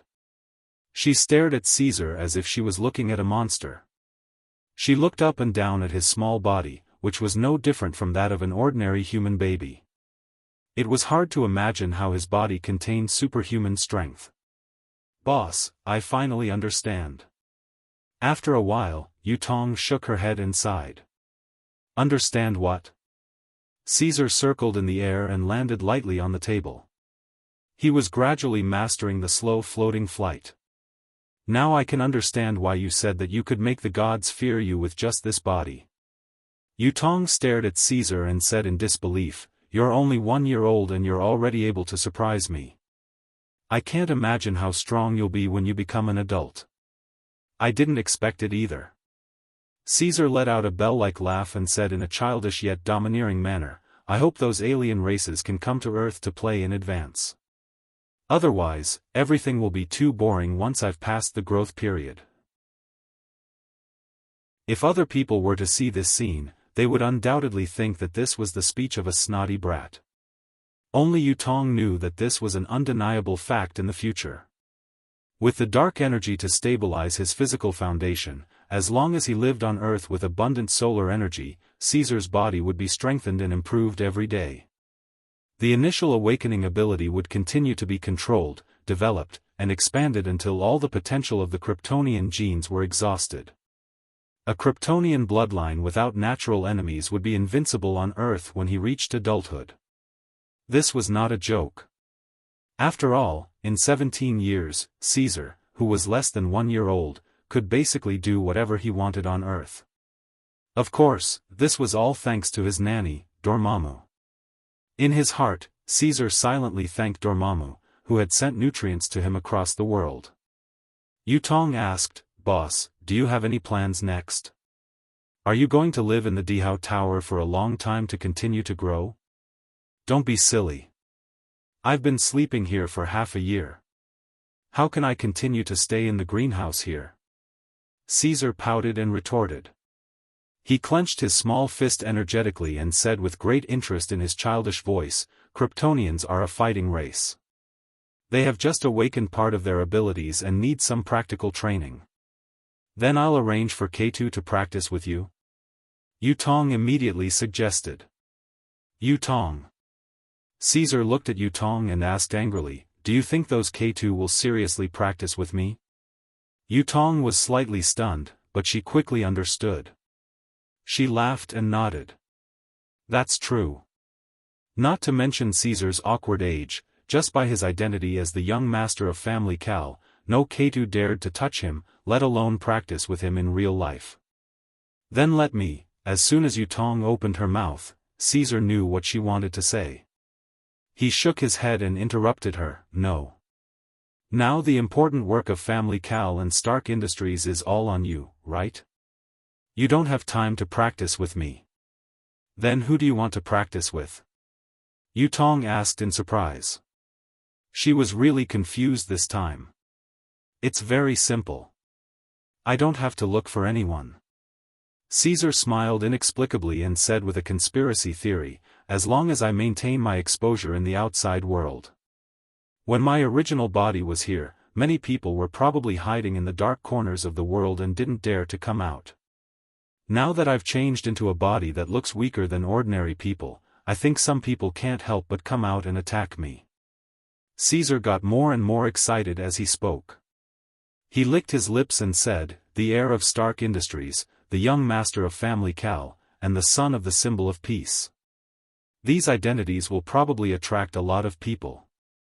Who would dare? Yutong raised her eyebrows coldly. Her entire body exuded a cold murderous aura. Who knows, but this is their only chance to take revenge on me. No matter how you look at it, it's too easy to make a move on a 1-year-old baby. Caesar decided to take a stroll in the outside world with his child's body and lure out Family Cal or his former enemies. He almost didn't need to deliberately disguise himself. He was born to play the pig to eat the tiger. Yutong thought for a moment and agreed, it's possible. As long as you have enough safety measures, it's not impossible for you to move around freely outside. But you can't go out alone like this. You have to find some people to be bodyguards or nannies. There's no need for too many people, so as to avoid scaring away some rats. I just need one person to accompany me when I go out. When Caesar said this, he clearly already had a candidate in mind. The corners of his small mouth raised into a subtle and cute arc half an hour later. There was a knock on the door of the office on the top floor. After Yutong answered from inside, the person opened the door and strode in. Eddie was travel-worn. He wore a windbreaker, a pair of wear-resistant jeans, leather motorcycle gloves, and a pair of muddy leather boots. He wiped the sweat off his forehead as he sighed and complained, "Boss, what's up now? You just sent me outside the city to do some scouting work yesterday, and now you're calling me back at the last minute." Eddie raised his head and suddenly choked on his words. He saw Yutong sitting on the office chair as usual as the acting boss. There was nothing wrong with this, but at this moment, there was a 1-year-old child sucking on a lollipop on her lap. Where did this child come from? When Eddie looked at the child also looked at him and revealed a seemingly friendly and cute smile. At this time, Yutong went straight to the point and said, 001 temp. All your previous missions have been cancelled. From today onwards, you only have one mission. What job? Eddie shuddered. Even the poison in his body appeared to have an extremely bad premonition.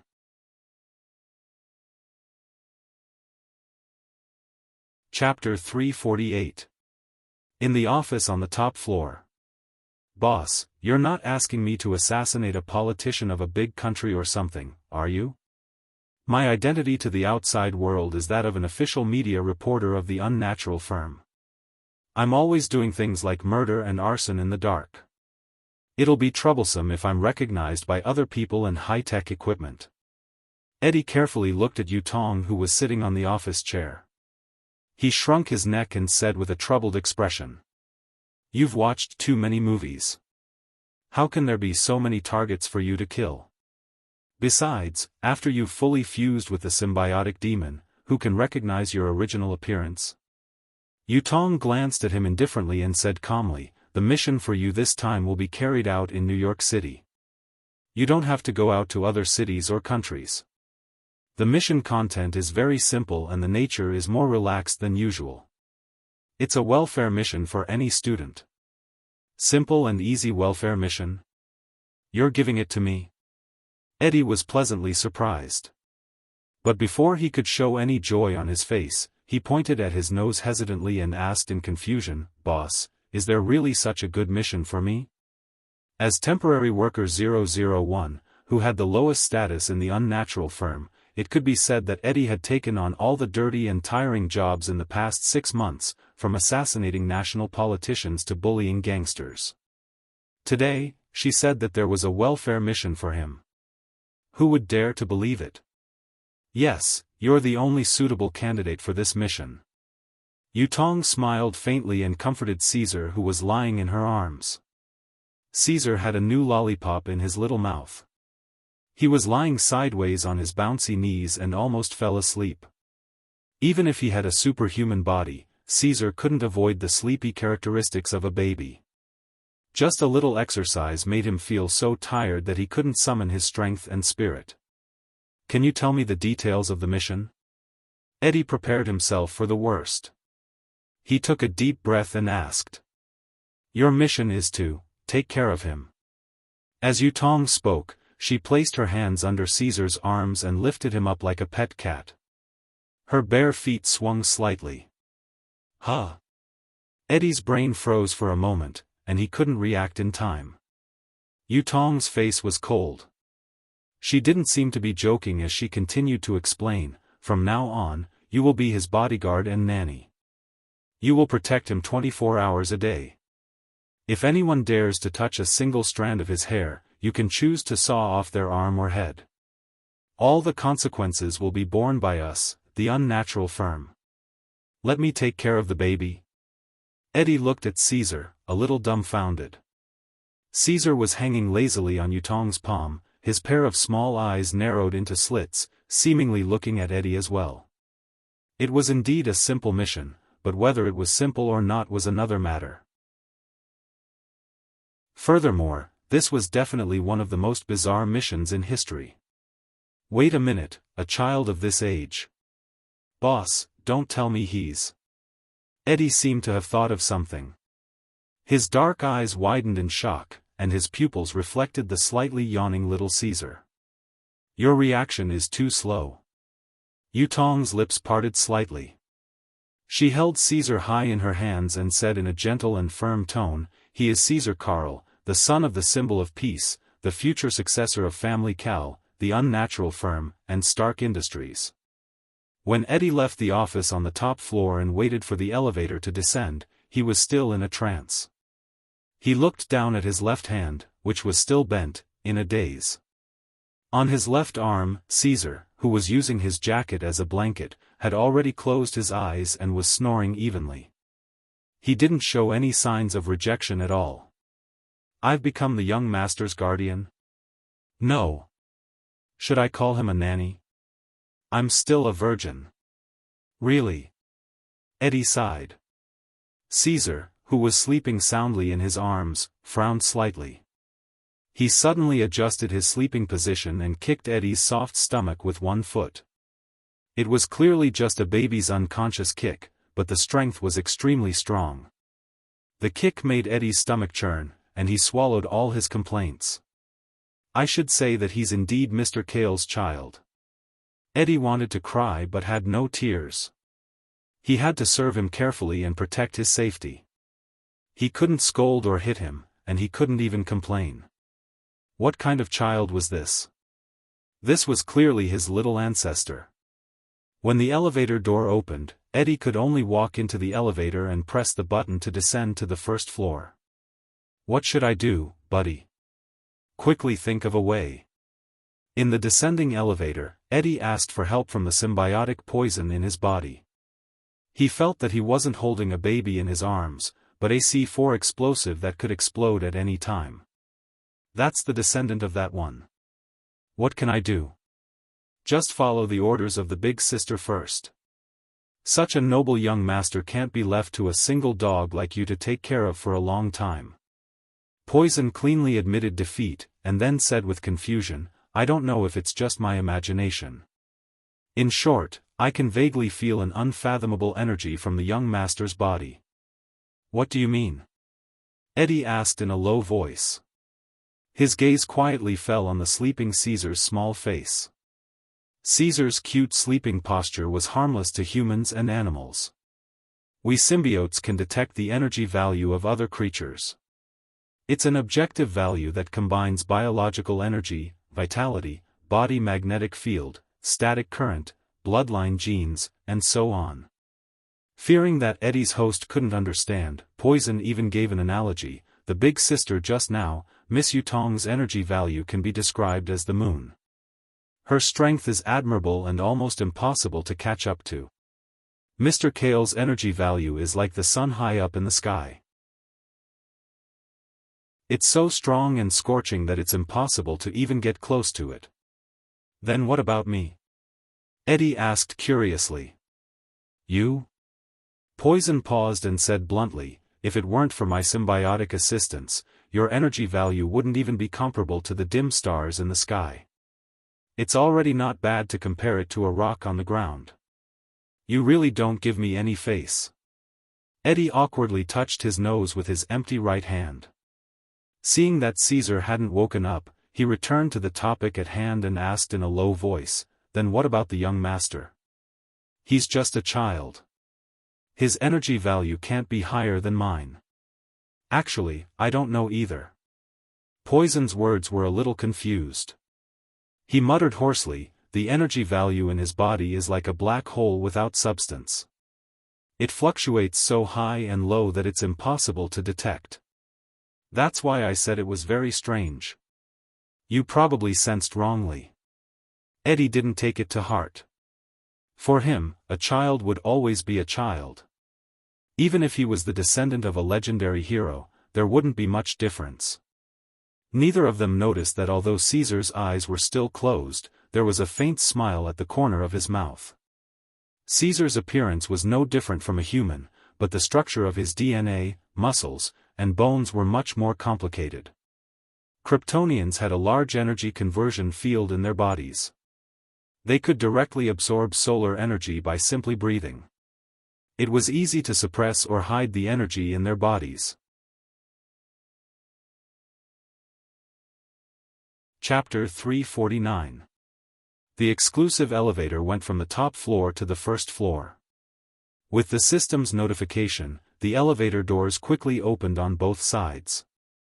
Eddie walked out naturally as usual, but as soon as he walked out of the elevator, the originally noisy and spacious hall immediately became silent. The media reporters and outsiders who came to inquire about information all looked at him strangely. Why are you looking at me? We are all in the same industry. Eddie frowned in surprise, his chin pointing at the reporter's ID hanging on his chest. The toxin in his body reminded him softly, and Eddie realized that the attention of the crowd was not directed at him. To be precise, people were attracted by the sleeping Caesar in his arms. Damn, I almost forgot about this. Eddie's heart skipped a beat.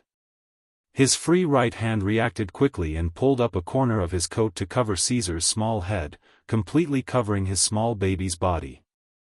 After doing all this, Eddie's face was calm. He pretended to be relaxed and hummed a tune. He was about to take Caesar through the people in the hall and leave the Dehao building. Wait a minute. Mr. Eddie, you just used the elevator with the top floor authority. Did you see the current acting boss of the unnatural firm and Stark Industries? A blonde female reporter with big breasts shouted sweetly. She twisted her small waist back and forth, stuck out her shameful breasts, and walked quickly in fashionable high heels. Next time we have a chance to talk. Eddie swallowed his saliva and forced his eyes to leave the woman's body. If it was a normal day, he wouldn't mind flirting with her, but now he had a precious young master with him. He didn't have time to care about the temptation of these beauties. Before he took 2 steps, another middle-aged male reporter came forward. His hair and beard were messy, and his eyes were bloodshot as he stared at the clothes in Eddie's arms. He said weakly, "Big brother, I am an exclusive reporter from the New York Daily News. I have been waiting for an exclusive interview about the symbol of peace for half a year. When you came out of the elevator just now, I saw that you were holding a baby about 1 year old in your arms. Could it be that the child is, you are too dedicated to your job? As a newbie reporter, I will learn from you in the future." Eddie hurriedly interrupted him and quickened his pace towards the main entrance of the building. A third well-dressed young female reporter chased after him and tried to get close to him. "Mr. Eddie, I'm a newcomer in your former news company. Can I interview, former company? I've only been on the job for less than 3 days, and I've already been fired." Eddie rolled his eyes and cursed in his heart. He quickly replied, "Let's meet again when there's a chance." Then, he rushed out of the main door. Eddie thought he could breathe a sigh of relief when he saw the sun again, but when he looked up and saw the scene outside the door, his scalp went numb and he was speechless. It was unknown if the news had been leaked, or if it was the reporter's keen sense. At first glance, both sides of the entrance of the building were full of reporters and media. Compared to the scene in the hall, they were even scarier. They were carrying media equipment. When they saw Eddie, they were like a group of sharks that smelled blood, crazily passing microphones with various logos to him. Usually, with Eddie's overbearing and indifferent personality, few media reporters dared to inquire about news from them. As a temporary worker of the unnatural firm and an official reporter to the outside world, Eddie was undoubtedly a hot steamed bun in the eyes of the New York reporters. As a former reporter, Eddie was also happy to be pursued and paid attention to by the outside world. He often wrangled and dealt with some media reporters on a daily basis. But now, he had a big secret. Once it was exposed, it would be troublesome in the future. No comment. Without waiting for them to ask, Eddie took Caesar and struggled to break through the crowd of reporters. After a while, they arrived at the place where the motorcycles were parked and started the motorcycles to get rid of the chasing reporters. At the main entrance of the Dihao building, the two K2s silently watched this scene. After looking at each other, one of them took out a delicate communicator and reported, "Watcher, this is Crimson 10. Eddie has safely left here." "Very good." On the other side of the communicator, Yutong's cold voice sounded. Crimson 10 said in a low voice indignantly, "I don't understand why the young master has to be protected by that temporary worker and leave the safety zone of the branch base building." I had to admit that with the help of the symbiotic demon, Eddie was indeed very powerful. He was able to complete some extremely difficult missions such as annihilation and reconnaissance. However, he was too careless and wasn't suitable for the role of a bodyguard. Especially when the target of protection is the young master, he had to admit that Crimson 10 was envious and jealous. He was not the only one. Almost all of the family Cal's senior members were crazy with envy. For them, it was a great honor to be able to protect the descendant of the family head. To this, Yutong calmly responded, "Okay, don't talk so much nonsense. This is the young master's own choice." "Young master?" K2s was stunned. Then he shook his head and sighed, as expected of the young master. In the office on the top floor, Yutong, who was sitting on the office chair, turned off the communicator. A smile appeared on the corner of her mouth as she muttered to herself, "As you said. According to this situation, it won't take long for the whole world to know that you are outside." If Caesar wanted to use himself as bait, he had to have a huge human resource that was not beneficial to family Cal. Otherwise, if a group of K2s stood there, no one would have the guts to have the slightest bit of evil intentions. Therefore, if Caesar wanted to move freely in the outside world, the best intermediary was the temporary worker Eddie. No matter how strong Eddie was, he was only one person, and he didn't live in the Dihao building. In other people's eyes, there were a lot of loopholes that could be exploited. Yutong thought for a while and said to the heir on the table, "Let's put aside the family's matters for now. Monitor the communications within New York as you wish. I want to know who dares to attack our family in New York." The computer screen flashed, and a cold mechanical system voice responded, "Understood." At the same time, on the other side. After Eddie got rid of the reporters, he took Caesar and didn't know where to go. In the end, he chose to return to his own apartment in the neighborhood. In the past 6 months, despite being driven and tortured by the unnatural law firm, Eddie still received an additional basic salary, $100,000 a month. This basic salary was very little in the eyes of K2s, but for ordinary people, it was a huge sum of money. Eddie bought a suite on the 7th floor of a luxurious neighborhood with retired military security guards and a large parking lot in the 3rd ring of the city center. It was the first step that he officially took to reverse his life. After returning home, Eddie put Caesar, who was still sleeping, on the sofa. Under the constant urging of toxin in his mind, he helplessly and angrily walked to the sink next to the kitchen. In the 1 meter high and 5 meters wide sink, various kinds of marine fish swam in schools, and the water rippled under the light. Tropical fish for this meal. I haven't tasted it for a long time. Toxin saw the live fish, and it became more excited in his mind. You foodie, I'm so worried. Can't you be quiet for a while? Although Eddie said so, he still walked to the sink, and the black liquid subtly covered his arm. He put his hand into the water like lightning, splashing the water, and accurately caught a few kelp fish in his black palm. He opened his ferocious bloody mouth and threw the fish in his hand into his mouth. After a few munches, Eddie swallowed the food and let out a light burp that was filled with the smell of blood. After more than half a year of living with toxin, Eddie was already used to eating live fish, and directly biting off a human's head was not just a joke. Chapter 350. 2 more. Toxin muttered in dissatisfaction. As if it had realized that its companion was missing, the fish in the tank swam around frantically, stirring up water splashes. Don't eat, leave some for dinner. I don't want to go out with this troublesome mission. Eddie sighed softly. Bringing along a baby was troublesome enough, not to mention the baby was family cow's young master Caesar.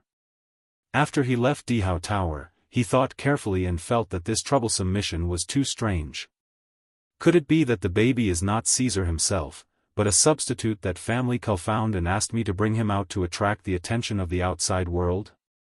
Eddie began to use his reporter's profession, imagining many conspiracies. But before he had time to think, the sound of the TV suddenly came from the main hall of the suite. Someone turned on the TV. Eddie. Toxin suddenly became alert and issued a strong warning in Eddie's mind. Did someone enter my house? Eddie lowered his voice and clenched his fists tightly. He was ready to enter full coverage armed combat mode at any time. He held his breath and walked silently along the dark corridor to the main hall. He was now working alone in New York without any relatives. Although he had many romantic encounters, he was still a diamond bachelor. He had worked for the unnatural firm for half a year, and his colleagues were all Red Stair Cafe's apprentices.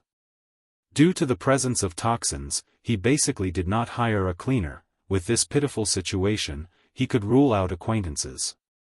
But if it was an enemy, would the other party be coming for him or young Master Caesar?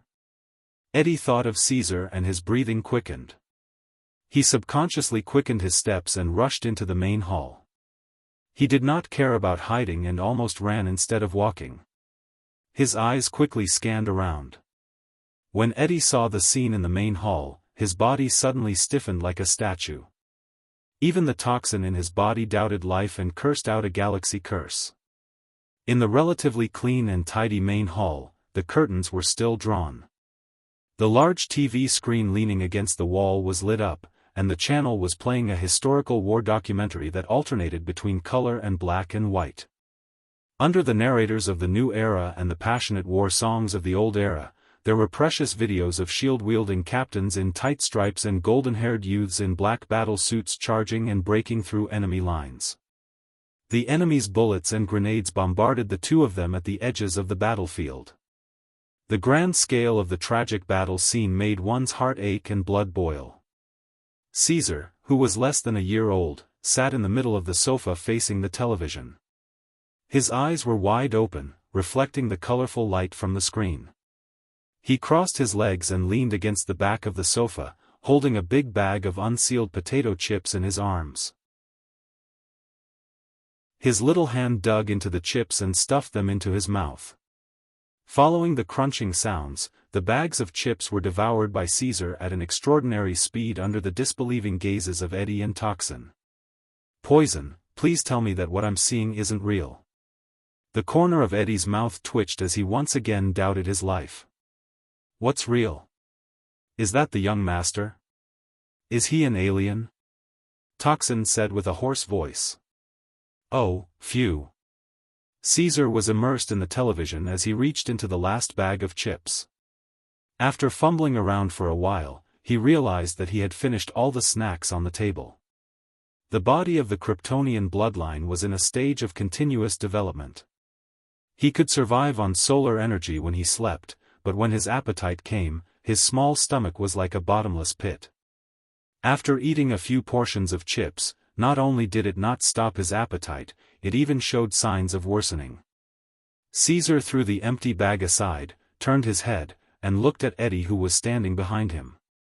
He waved at him familiarly and said in a childish tone, "Eddie. Is there anything else to eat? Bring some more over." You can speak?" Eddie was really shocked this time. "Is it difficult to speak?" "As long as one is not deaf and mute, anyone can speak." With his arms crossed, Caesar did not have the awareness of being a child at all. His cute little face was extremely calm. "But you're not even 1 year old. You can speak so clearly." "Wait, you just called my name, right?" Eddie had not accepted the fact that such a young baby could not only verbally express himself, but also had a mature and calm mind. This was simply a fantasy. "Please, I knew it when we were at the Dehao building. Moreover, you're still wearing your work ID. Don't treat me like an ordinary child, okay?" Caesar's face was indifferent as he pointed at Eddie's chest. His superior posture and contemptuous expression were too old-fashioned in the eyes of outsiders. This. Eddie did not know what to say for a moment.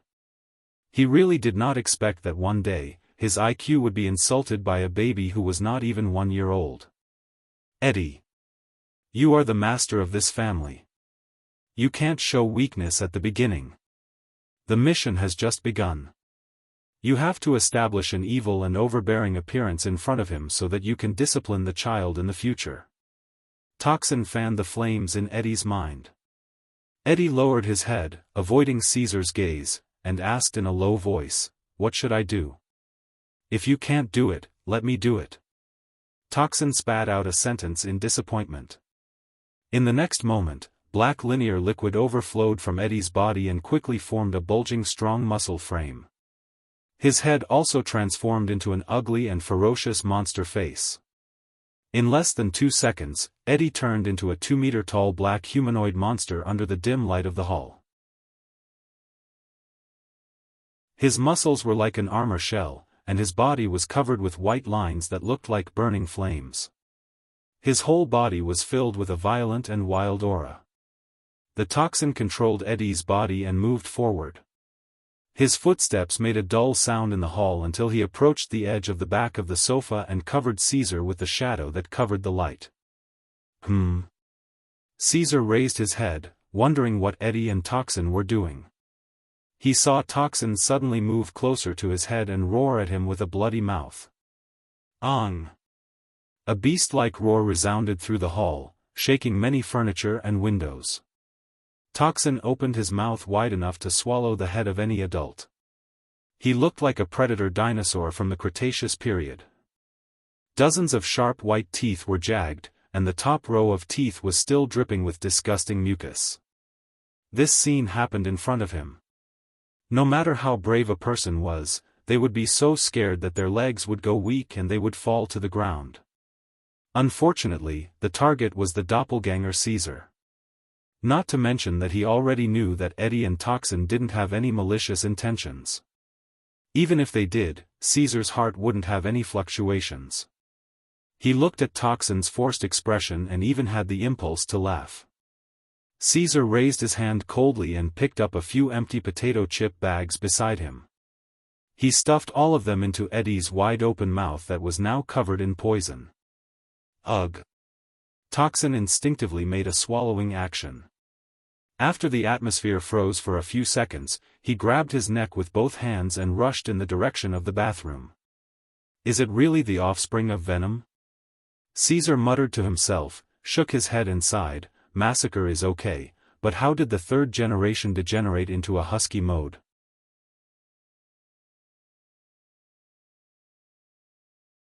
Chapter 351. New York in 2009. Since 2008, Kale, the symbol of peace, returned to the universe again. The older generation of heroes, such as Captain America Steve, once again returned to the 21st century as young and strong. The new generation of heroes, such as Iron Man Stark, emerged at the speed of a rocket. Of course, Tony's ability to make money still made him almost as popular as the legendary hero Steve. The name of a hero became a unique benchmark in the new era and an eternal hot topic. The most famous stars at the moment were by no means actors or singers, but heroes with extraordinary abilities to uphold justice. Their posters were posted in every corner of the streets and alleys, and the print newspapers published almost always had gossip about heroes. The rapid rise of the city's economy and technology would be accompanied by the growth of many evils. It was only after Kale, the symbol of peace, removed the antisocial Hydra organization in one fell swoop that New York, once labeled as the city of sin, gradually became the city of heroes. Coupled with the openness of the unnatural firm and Stark Industries, advanced things such as superpowers, black technology, and aliens influenced New York City daily. Although Kale left Earth with Tony half a year ago, the impact he left behind in New York was still transforming and subverting the city. It was late at night and the neon lights on the streets of downtown New York were turned on. The office workers who had worked for half a day were finally liberated. Most of them chose to take a few friends and beautiful girls to places such as bars to release their emotions. In the bustling area of Brooklyn, this late-night bar and late-night cafeteria named District 9 was naturally a good choice. After all, the appearance and architecture of the store leaned toward the sci-fi metal style of decoration. It also used the popular alien as a gimmick in New York in recent years, making it popular and sought after by some young people. It was already 10 o'clock at night, and there were still many guests who came to District 9 for dinner. But tonight, two different kinds of customers came to District 9's late-night cafeteria. Eddie was wearing a jacket with his hands in the pockets of his jeans. There was a lit cigarette in his mouth, and he was blowing out circles of white smoke from the corner of his mouth. After half a year of working in the unnatural firm, he was full of a cold and ruffian temperament. He looked like a typical street gangster and a delinquent youth. The most eye-catching thing was that Caesar was sitting on Eddie's left shoulder. He was wearing a children's hoodie and had a lollipop in his mouth. His bare feet were dangling in front of Eddie's chest, and he was looking around with his big bright eyes. "Hello, sir.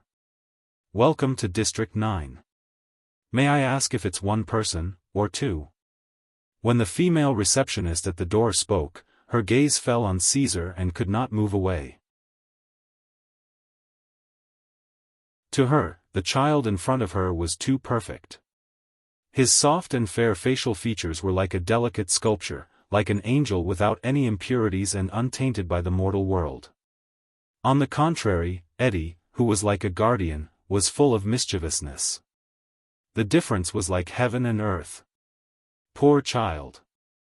The female receptionist sighed slightly, glanced at Eddie with slight disgust, and then looked at Caesar with incomparable pity. "Two." Eddie answered helplessly. He knew that he was unintentionally ridiculed by others. The victim was obviously him, a good citizen. The seemingly harmless Caesar on his shoulder was the devil. Thinking of the bag of potato chips that he had just swallowed, Eddie's face turned green again. He was in the bathroom, and he didn't know how long it took him to dig out all the chips. Under the guidance of the female receptionist all the way, Eddie took Caesar and deliberately chose a corner with dim lights. There were more than a dozen tables of guests sitting in the dining area. It was like whispering and chatting. It was so lively that it didn't seem like it was late at night. When they were ordering, the waiter who came to serve them was also shocked because Eddie handed the menu to Caesar, who was sitting at the side and was not even at the height of the table. Caesar didn't stand on ceremony. He took the menu with both hands, held it in his arms, and ordered seriously. After ordering 5 servings of food, Caesar closed the menu. Eddie asked the receptionist to leave, and said to Caesar with a relaxed tone, "Young master, fortunately you stopped after ordering 5 servings. Otherwise, you would have scared the people in this restaurant. Is that so? Caesar scratched his head and said straightforwardly, that was only the first round. I thought that this table wasn't big enough, and could only fit 5 servings. Eddie, black liquid flowed out of his arm under the table and condensed into a small black monster head. Toxin licked his mouth with a long scarlet tongue and said cheerfully in a hoarse voice, I also ordered my favorite sashimi. Thank you, young master. Follow me. I'll eat meat and you'll drink soup. Caesar nodded and reached out his small hand, taking the initiative to stroke Toxin's head.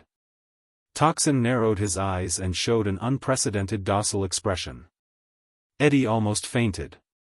Using a voice that only he could hear, he said to Toxin, I'm the one who spent my money on this meal. Also, you just told me to express my attitude. Why did you betray me so quickly? Toxin merged back into Eddie's body and replied, I don't know what's going on, but I feel more and more that there's an inexplicable sense of intimacy and attraction to young master. You want to change hosts? Eddie asked in a bad mood. I wouldn't dare. Toxin's reply was short, but Eddie still understood what it meant. This wouldn't dare was because of Caesar's identity as young master. Not to mention Kale behind Caesar, just Yutong was enough to make Toxin cower in fear. Not to mention, Toxin's background was deeply related to Kale. After the dishes were served, most of the meat dishes were piping hot and emitted a fragrant aroma. With Eddie sitting on the outside of the seat to keep a lookout, Caesar simply sat on the table against the wall and quickly grabbed a fried chicken leg with his bare hands. He opened his small mouth and took big bites of the meat. Eddie stared at Caesar, dumbfounded. Even after Caesar finished one person's portion, his stomach didn't bulge at all. He even reached out his small hand for a second person's portion. Young master, how can you eat so much? Eddie swallowed his saliva and looked around. Fortunately, the light was dim and the guests at the other tables didn't notice the scene here. Otherwise, they would have been frightened and called the police. I'm still in the growing period. Caesar snorted coldly and continued to eat. When the meat entered his mouth, his extraordinary taste buds could perfectly enjoy the taste. He even calculated and fed back the salt ratio, vitamin content, and so on in his mind. Caesar could clearly feel that his body was like a huge stove. The food he ate didn't leave any residue or impurities. In just a few seconds, it was converted into various nutrients and was continuously absorbed by the insatiable cells in his body. You don't need to eat so much even if you're still growing. Eddie complained softly. He was still covering for Caesar, pretending that he was the one who ate all the food. While eating, Caesar quietly practiced releasing his extraordinary senses. Even though it was just the corner of his eyes, he could take in the dim, spacious restaurant. The surface of every person and every object, even if it was as tiny as a speck of dust, was reflected in his eyes with a unique glimmer. Moreover, in the entire space of this building, from the conversations of the guests at the neighboring tables to the sound of electric current in the kitchen, everything converged into a ball and poured into his eardrums. The world seemed to have been turned upside down in an instant.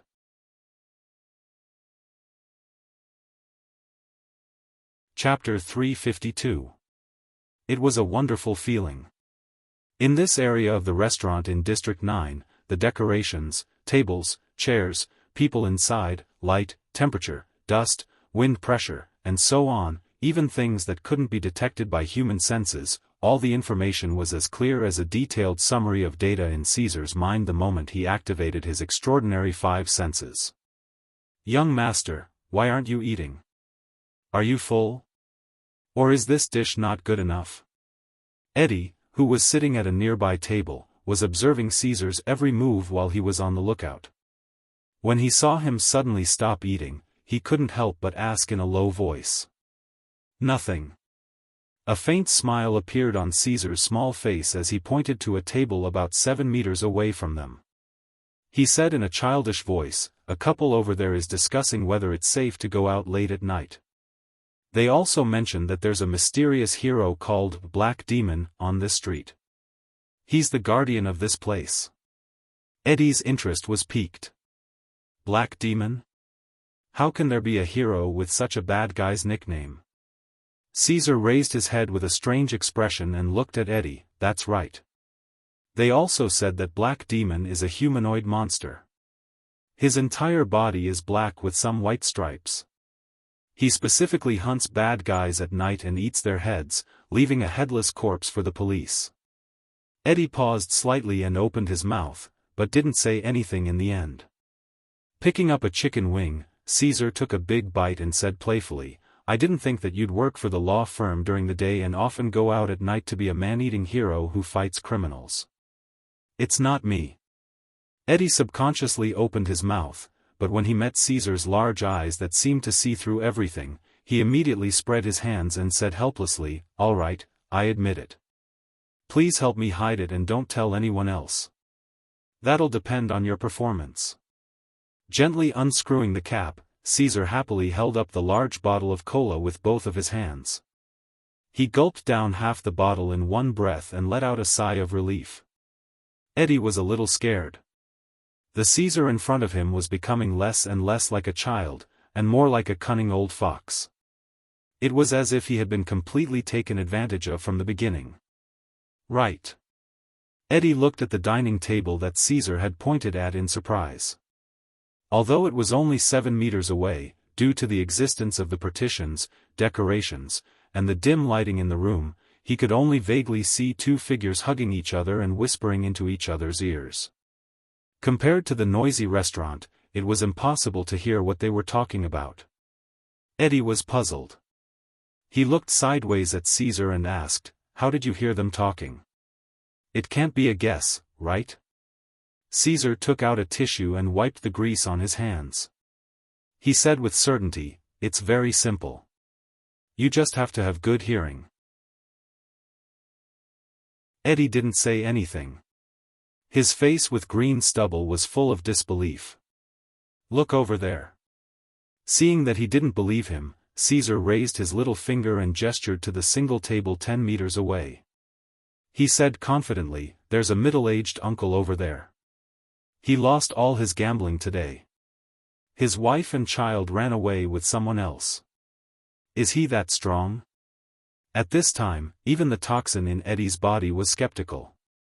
It naturally had hearing that was far superior to humans, but it still couldn't hear the slightest sound in a noisy place. You'll know once you try. Eddie muttered.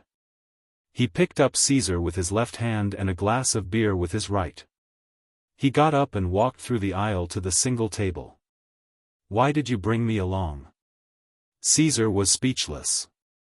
As Eddie approached the single table, there was indeed a middle-aged balding uncle sitting on the seat.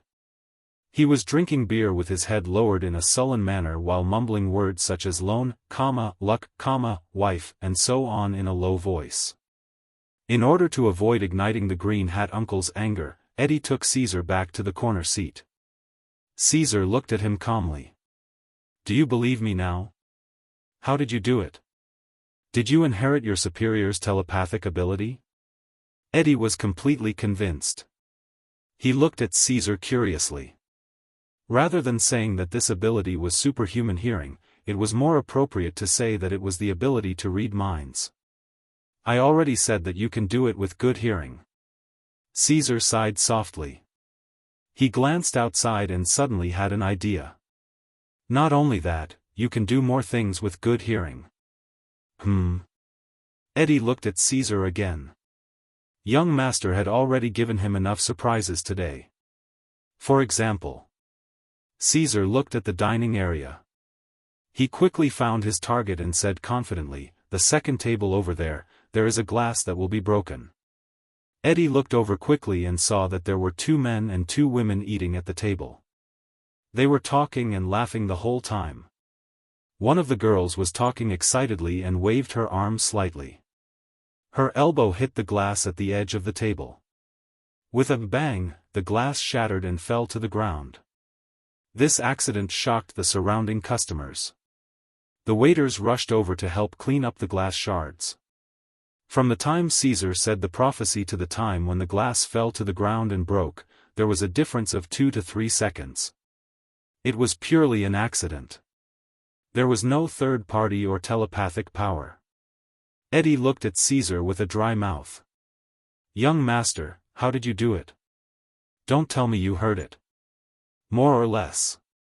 But this time I used my eyes and scientific algorithms." Caesar smiled. To be able to do this seemingly prophecy ability, one only needed superhuman hearing, vision, and consciousness, as well as a set of scientific algorithms. It was like an airplane flying at a height of 10,000 meters with a damaged fuel tank. If one could monitor the local weather and wind direction, the strength of the airplane's engine, the speed of the fuel loss, the rescue time of the refueling fighter, and be familiar with the emergency judgment of the pilot and central command, as long as there were no other accidents, one could predict in advance what kind of ending the airplane would face and even where it would crash. As long as Caesar wanted to know, through his newly awakened eyes and ears, he could obtain information about everything in the dining area. Time in his perception was much slower than that observed by humans. Just now, he heard the conversation between the 2 men and 2 women. He knew that the glass was near the edge of the table and saw that the female customer was in high spirits. Her arm muscle frequency showed signs of increasing. Thus, he was able to determine in advance that the glass had fallen to the ground. Knowing everything, he could predict and see the amazing performance of the future scene. Caesar didn't explain too much to Eddie in detail. He just gave a general idea, and Eddie was already looking at him in disbelief. "Young master, are you a prodigy? Please remove the word prodigy." Caesar shrugged lightly. Just then, the main door of the dining area opened. 3 bearded men in trench coats and jackets walked in and sat at the table near the door under the service of the waiter. "Young master, can you predict what the 3 customers will order again?" Eddie poured a large glass of beer for Caesar. "I don't know how to read minds. Also, is it appropriate to pour beer for me?" Caesar rolled his eyes and glanced at the 3 bearded men. He suddenly narrowed his eyes and said inexplicably, "They seem to be criminals."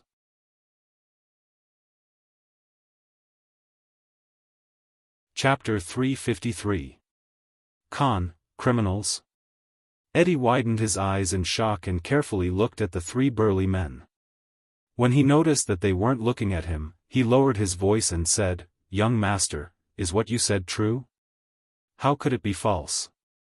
Caesar seemed to be slightly dissatisfied with Eddie's trust in him. He opened his small mouth and stuffed half a drumstick into his mouth. His cheeks puffed up like a balloon as he vaguely explained. They all had guns and knives on their waists. Although they were covered by their jackets, I couldn't have mistaken the shape of their waists when they walked in. Also, after they entered the restaurant, their eyes quietly glanced in the direction of the cashier counter and the camera. There was also a faint smell of blood on their bodies. It's very likely that they are repeat criminals who have killed people and left a criminal record. Eddie nodded silently. When Caesar was halfway through his explanation, he basically believed the judgment of the higher-ups. However, his face was still calm and indifferent. He raised his glass full of beer and carefully tasted it. He only used the corner of his eyes to size up the 3 suspected criminals. "Black Demon, are you not coming out tonight?" Caesar opened his big cute eyes and looked at Eddie with a faint smile on his innocent little face. Eddie exhaled lightly and said as if nothing had happened, "They're lucky. Don't they still have to protect you? Try not to cause any unnecessary trouble. You worry too much. With the temporary status of Family Cal's protection, it's fine to kill a few criminals." Caesar continued to drink the cola uninterestedly. He didn't even burp and only tasted the excitement. His eyes curved into crescents as the soda was completely digested and turned into a bioenergy source as soon as it entered his stomach. Even Eddie, who was used to killing and arson missions, couldn't help but feel a little scared when he saw a baby talking about killing people so casually. He complained in a low voice, "Please, young master, don't talk about killing people as if it's as scary as crushing ants. His appearance was clearly as pure as an angel's, but he was very mischievous and had the evil thoughts of a demon from hell. Isn't it? Caesar grunted. His small face was so cold that he did not look human. Compared to his Geno-deified body, his doppelganger had enough humanity. All right, let's finish eating and go back. Despite Eddie's urging, Caesar still took his time to enjoy the food. Only then did he realize that his body was not starving. It was just a one-sided desire to taste the nutrients and energy provided by the various impurities in Earth's food other than pure energy like darkness and the sun. Half an hour later. It was already 11:00 at night, and half of the customers in the restaurant had left. Only 3 or 4 tables of customers, including Eddie, were left. At the table near the door, 3 burly men sat together with their arms around each other's shoulders. They gulped down vodka as if it was water. After a while, their necks and faces turned red as they drunkenly talked about the north, south, east, and west. Third brother, today is the day you came out. Tonight, we really won't go home until we're drunk. The burly man who was slightly tall and strong laughed and patted the shoulder of the skinny man beside him heavily. Under the influence of alcohol, third brother's nature was like the darkness that grew in the night. He replied fiercely, "Yes. I've been in there for 5 years, and the world outside has changed so much. I've really suffered a great loss. All the fun that I didn't get to enjoy in those years, I'll get it all back when I come out. It's not that I want to criticize you, second brother. You have the 2 of us to protect you. You can do whatever you want without any scruples." The burly man who was slightly short put down his wine glass and winked. When he smiled, his brown beard stood up, making him look like a rat in a canal. Obviously, the 3 of them were not good citizens. Under the influence of alcohol, they gradually revealed their true nature. The conversation openly turned to talk about women, drugs, and the like. They turned a blind eye to the other customers who were still eating around them. Of the 2 customers sitting next to them, the female, Annie, frowned slightly uneasily. She whispered a few words to her male colleague sitting next to her. The male colleague was obviously Annie's admirer. It was rare for him to ask out the most beautiful female colleague in the company, so he naturally didn't want to give up. However, the 3 burly men at the next table really disturbed the atmosphere. "Then the bill, let's meet again next time." The male colleague nodded helplessly. Annie hurriedly picked up the fashionable handbag and tried her best to avoid the burly man at the next table. She kicked her high heels and was about to escape from the restaurant and jogged to the door. "Aya!" When she passed by the next table, Annie exclaimed and staggered. It turned out that the second brother at the next table put his foot on the aisle and accidentally tripped her. "Woman, what's wrong with you?" The second brother's foot was also stepped on by the high heels. He stood up in pain and glared at Annie with his gloomy eyes. Fortunately, Annie didn't fall directly to the ground. She held on to the corner of the table and steadied herself. She lowered her head and quickly apologized sincerely. "Oh." The second brother let out a strange cry and stared blankly at Annie. Annie was an intern who had just graduated from a local university. She was full of youthful energy. She had blonde hair, blue eyes, and fair skin. She wore a formal office uniform and black high heels. Her already beautiful face, after a little makeup, became even more alluring under the ambiguous dim light. Especially after the stimulation of alcohol, this unique temptation to males increased greatly. Not only the second brother, the other 2 burly men also couldn't take their eyes off Annie. They felt a ball of evil fire rising in their lower abdomens. "This chick is too hot." The third brother licked his lips and said. His eyes were glowing with a faint green light as his gaze wandered around Annie's body. He had picked up soap in prison for 5 years. How could he resist a young and beautiful chick like Annie? Annie saw the three of them looking at her with beast-like eyes. Her delicate face turned pale and she couldn't help but take a step back. "If there's nothing else, I'll leave first." "Don't," the eldest brother said and grabbed Annie's wrist with his big hand. He showed a row of black-yellow teeth and said, "You stepped on our second brother and hurt him. You should apologize properly." "That's right." The other two men were lustful and echoed, "You guys." Annie's face was completely pale. She looked at the male colleague behind her for help. The male colleague was dressed in a suit.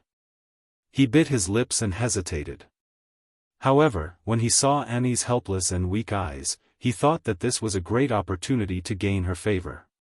He mustered his courage and stepped forward and shouted, "Please let go." Bang! A loud gunshot was heard. The male colleague suddenly stopped talking and touched his left chest. He looked down and saw that his hand was stained with warm blood.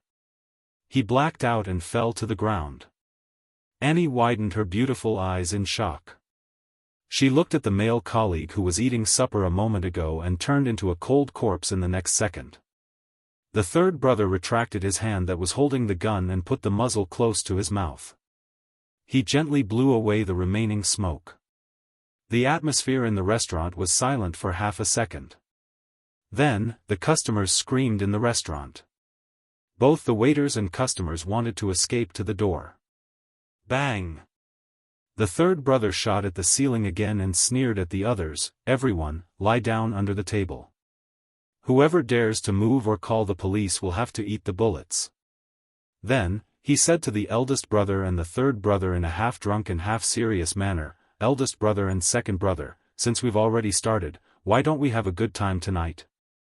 The eldest brother and second brother looked at each other. They looked at Annie and swallowed their saliva. They laughed obscenely. "Who can save me?" Annie's eyes were red. Her hand was grabbed by the eldest brother and second brother was holding her other hand. She could not break free from the two men's strength. "You guys go out and have fun first. I'll look after the people in the room. You can let me have some second-hand fun later." The third brother held the gun and said very righteously, "Good brother." The eldest brother and second brother could not hold it in anymore. They dragged Annie, who was crying, out of the door. The third brother stood at the door with the gun and looked at the people in the restaurant who were squatting down with their hands on their heads. He was ready to shoot whoever dared to resist or call the police. At the same time, at the dining table in the corner, Eddie clenched his fists. His forehead was full of veins because of anger. He said, "Young master, I can't hold it in any more." There was no reply.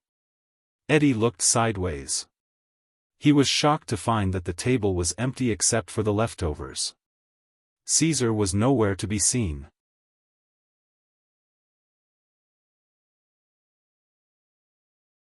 Chapter 354.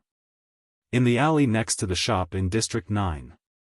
The narrow area between the tall buildings made of reinforced concrete could not even be touched by the sun during the day. At night, the street lights could not even reach the dark corners of the bustling city. Places like alleys and sewers were too suitable for criminals to commit crimes. Accompanied by a series of ugly laughter and cries, the two alleys dragged Annie into the alley. The two burly men took Annie to the alley. Although Annie had been resisting with all her might throughout the entire process, it was impossible for her to break free on her own. Her high heels fell off on the way out of the restaurant, and her legs that were wrapped in black stockings were exposed to the air. The stockings tore a few holes in her resistance, and her white skin was exposed. "Help, is there anyone?" Annie's cry for help was a little hoarse. The boss skillfully took out a napkin from the restaurant and stuffed it into Annie's wide-open mouth, turning her voice into a weak whimper. "Behave yourself and let us brothers vent our frustrations. Otherwise, you'll suffer." The second boss pushed Annie down and made her lean against the wall of the alley.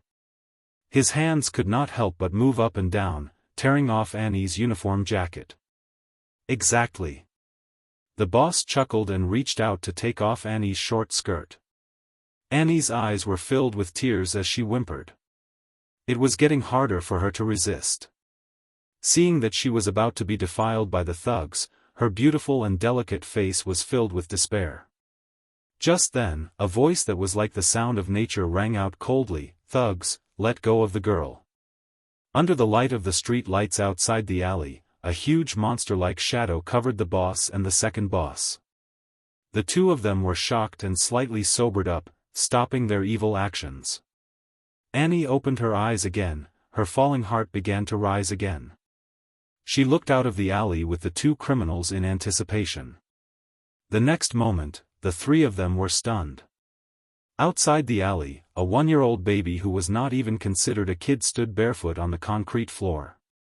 He had a lollipop in his mouth and his hands were coldly stuffed into the pockets of his cute children's clothes. Previously, due to the angle of the street lights, Caesar's shadow was constantly elongated and enlarged, making him look like a tall and majestic monster. "Boss, was it an illusion?" "No, it shouldn't be." "So it's a little hero." "Is that so?" "No wonder there's such a strong smell of milk, ha ha ha." Seeing that it was just a child, eldest brother and second brother lost their vigilance and even laughed and mocked him. At this moment, Annie's heart once again fell into endless despair. This time, not only did she suffer, but she also implicated a child. "Hey, little one, were you talking just now?" Second brother stood up with a ferocious grin. He took off his jacket and shirt, revealing his thin chest with various ugly scars. He gestured with his big arms that could be considered as steel. "That's right. Let go of the girl and I'll leave your corpses intact." Caesar said seriously, but his childish words were like a cat baring its fangs and brandishing its claws. They didn't have any deterrent effect at all. "Based on who? Your family's adults, or you?" Second brother laughed heartily and casually walked toward Caesar, who was not even 1/5 of his size. Eldest brother watched silently with a cold smile. It was just a baby boy who had been separated from his family.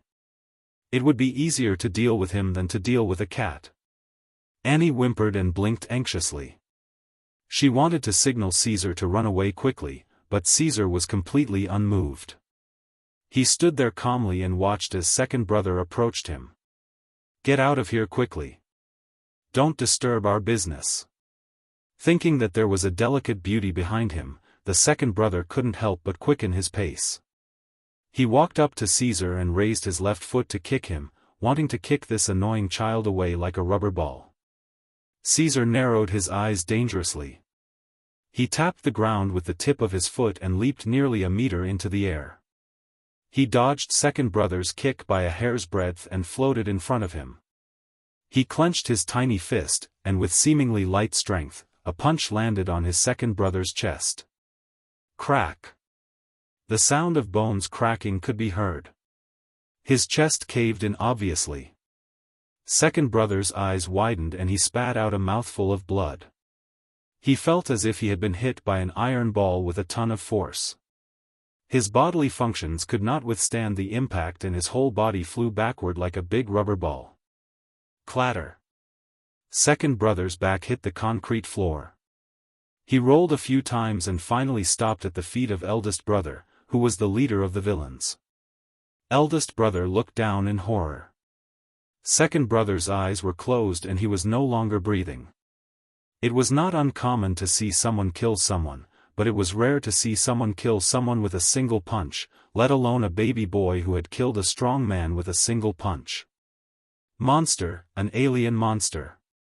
Eldest brother thought of the rumors about aliens in New York and the restaurant called District 9. He immediately associated Caesar with an alien monster. He was right. Caesar's body was originally of Kryptonian blood. Eldest brother took out the pistol from his waist and aimed at Caesar. He shouted in fear, "Don't come any closer. I'll shoot you if you come any closer." Caesar continued to bicker and ignore the warning. He strode forward with his small feet. 5 meters, 4 meters, 3 meters, eldest brother's forehead was covered in cold sweat. He held the pistol with both hands and pulled the trigger 3 times in a row. Bang! Bang! Bang! The moment the gunshot rang out, no, it should be said that the moment the finger pulled the trigger and the bullet was ready to be fired, Caesar's eyes narrowed slightly, and the patterns in his pupils expanded. After activating his extraordinary senses and willpower, the world he saw was different from ordinary people. The flow of time slowed down significantly. The 3 bronze bullets and their trajectories were clearly reflected in Caesar's eyes. A distance of 3 meters was just a moment for bullets, but in his perception, it seemed a little slow. He had enough time to react. It was not a big deal to take the bullets, let alone dodge them. Caesar did what he wanted. He did not dodge. He reached out and grabbed the 3 bullets flying toward him. The moment his fingers touched the bullets, he felt a slight resistance and a slight pain from the impact. But the power of the bullets was gone before his skin was hurt. Well, it was just a pistol. Caesar lowered his head and looked at the 3 bullets lying in his palm. He had achieved the first achievement, catching bullets with his bare hands. Although the process took a long time, in fact, it was less than half a second in human perception. I must be drunk or dreaming. Or am I dreaming? Boss opened his mouth wide in shock and took a deep breath. He looked at Caesar and was completely speechless. Caesar threw the bullets away. They fell to the ground and clanked. He said to eldest brother seriously, "Yes, you're drunk. This is just a dream. As long as you fall or die, you can leave this dream."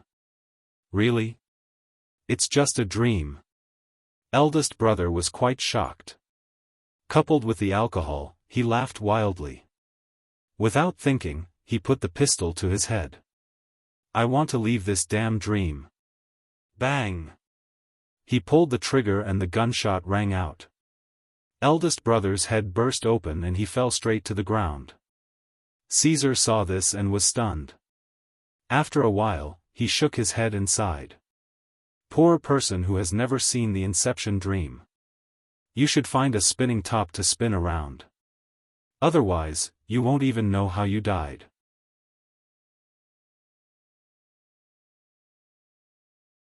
Chapter 355.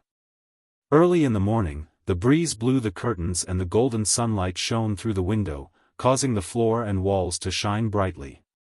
The furniture and decorations in the room gradually became brighter.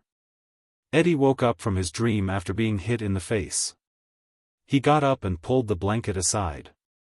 Caesar was lying upside down beside him with one foot on his stomach. The other foot was the culprit who attacked his face. Eddie got up in his pajamas and looked at Caesar who was lying on the bed. The events that happened last night suddenly became clear in his mind.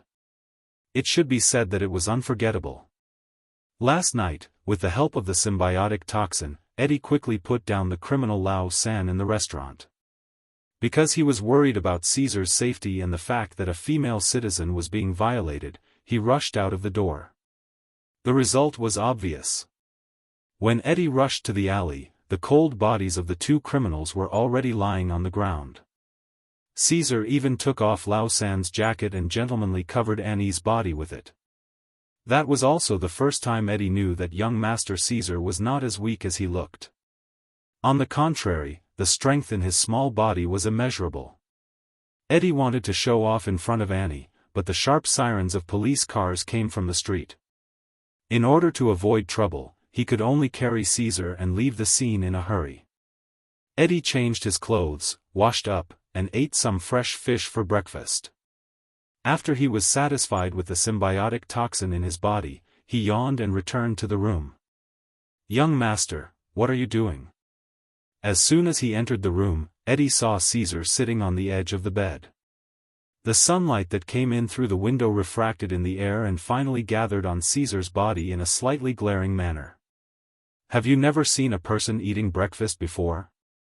Caesar shrugged and glanced at him angrily. The light that gathered on his body quickly dissipated, and the room returned to its original state. Eddie's mouth twitched slightly. It's not strange to eat breakfast, but this is the first time I've seen solar energy as breakfast. After coming into contact with young Master Caesar for less than a day, some of his ideas were constantly being refreshed. Then let's go out for breakfast. Caesar stood up and stretched lazily. Didn't you just eat? Eddie asked in surprise. That was just replenishing my energy. I haven't even tasted the actual breakfast yet. Caesar said matter-of-factly. These words probably only applied to his strange body that could convert energy. The nutritional energy replenished by food could not compare to solar energy.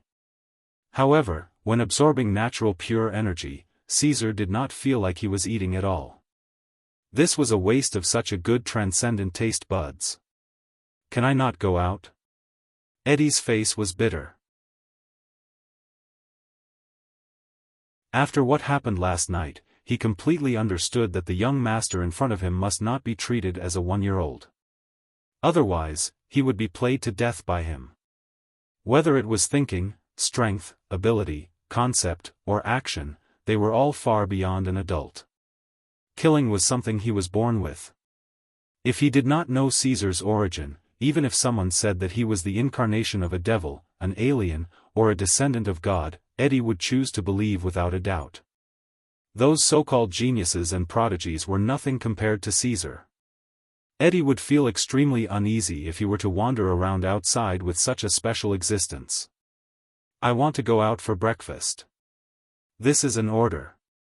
Caesar suddenly said. Eddie was suddenly dumbfounded and realized that he did not seem to have the right to refuse. He almost forgot that he was a temporary worker who sold his body. No matter how he looked at it, he could not resist the order of an unnatural successor of the firm. It turned out that helping the boss to look after the young master was fake. The real thing was that he was ordered by the young master himself. Eddie woke up from a dream, but it was too late. He could only agree and use his shoulder as a vehicle to take Caesar out. The two first had breakfast in a nearby street, bought a New York newspaper in a newspaper shop, and sat on an outdoor chair outside a fast food restaurant to rest. From the newspaper, Caesar accidentally obtained some information that he was currently interested in. First of all, the media was really sensitive to current affairs in the city. What happened in District 9 last night was published in a corner of the newspaper early this morning. According to the description of the restaurant waiters and guests, as well as the victim, Annie Wei-Ying, the news release recorded in detail about the 3 drunken villains who caused trouble in the restaurant. A young man was unfortunately shot and Annie was assaulted. One of the criminals was immediately punished by the rumored Black Demon, and the other 2 criminals were killed on the spot by a blonde child. Black Demon was fine, but what kind of new character was the blonde child? This caused a heated discussion among the people of New York, and they also had strong doubts about the news release. They generally suspected that the people involved said something wrong because they were frightened. Young master, if you make a few more moves, it will be difficult to hide your identity. Eddie sighed. He got a small round hat from somewhere and covered Caesar's sparse but shiny blonde hair. It doesn't matter, Caesar snorted, sat on Eddie's shoulder, and continued to read the newspaper that Eddie was reading. There was a huge article that focused on Stark News. It was about Stark Industries. In the past few days, core employees had been attacked by terrorists one after another. As of yesterday, 6 employees had died. They were all elite talents in the research and development department, causing panic in the industry. They still haven't found the murderer? It seems that they are not ordinary terrorists, Eddie whispered with a frown. What's going on? Do you know the details? Caesar asked Eddie coldly. Now that Tawny and his main body were out in the universe, and Stark Industries was his family's business, when his main body was in New York, how could such a thing happen? I know a little, but not much. Eddie thought for a while and said solemnly, a few days ago, when I was performing other tasks, I heard that 2 Stark Industries employees were assassinated on the road after work. There were no surveillance cameras that captured the scene. There were only burn marks left on the scene, and no clues could be found. Burn? Caesar held his chin and seemed to have thought of something, but it quickly dissipated like a cloud. After experiencing so many things outside of his rebirth, after he completely integrated into this world, some of his memories of his previous life became more and more blurry. His existence also interfered with the timeline of the original plot.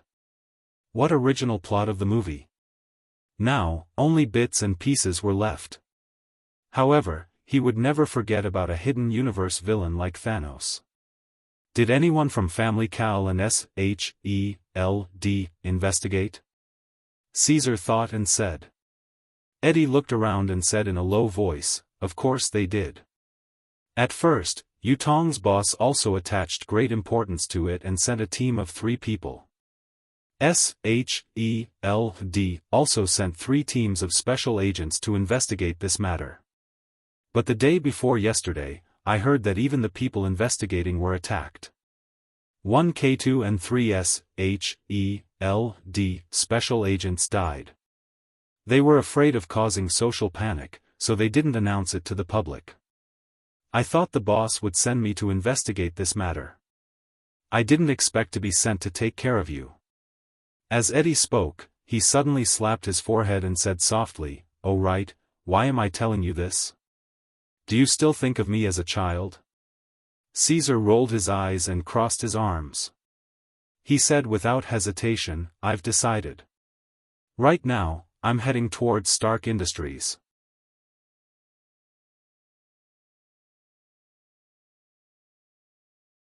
Chapter 356. Stopping the motorcycle on the side of the road, Eddie took off his helmet and looked up at the spectacular industrial complex in front of him. Under the bright sun hanging high in the blue sky, these steel skyscrapers reflected a dazzling flash. Whether it was the area, the main office building, the office staff, the high-tech equipment in the manufacturing industry, and a series of modern sci-fi decoration style, etc., they could only be described as luxurious. It was as if they were unwilling to bow their heads and lose to other local companies in New York. The history and value of the industry were placed on the surface without any concealment. This was the world-famous Stark Industries. Although it focused on the development of technology and weapons, it also involved electronic products, biomedicine, artificial intelligence, etc., and cooperated with business and military. Not to mention the comprehensive development, Stark Industries was able to maintain the top position in every industry. Stark products must be the best. This was the business law and reputation that no one in the industry dared to question. Stark Industries was founded during the dark business period of the economic depression during World War II. The founder, Stark Howard, was the chairman of the board, and the symbol of peace, Kale, had half of the shares.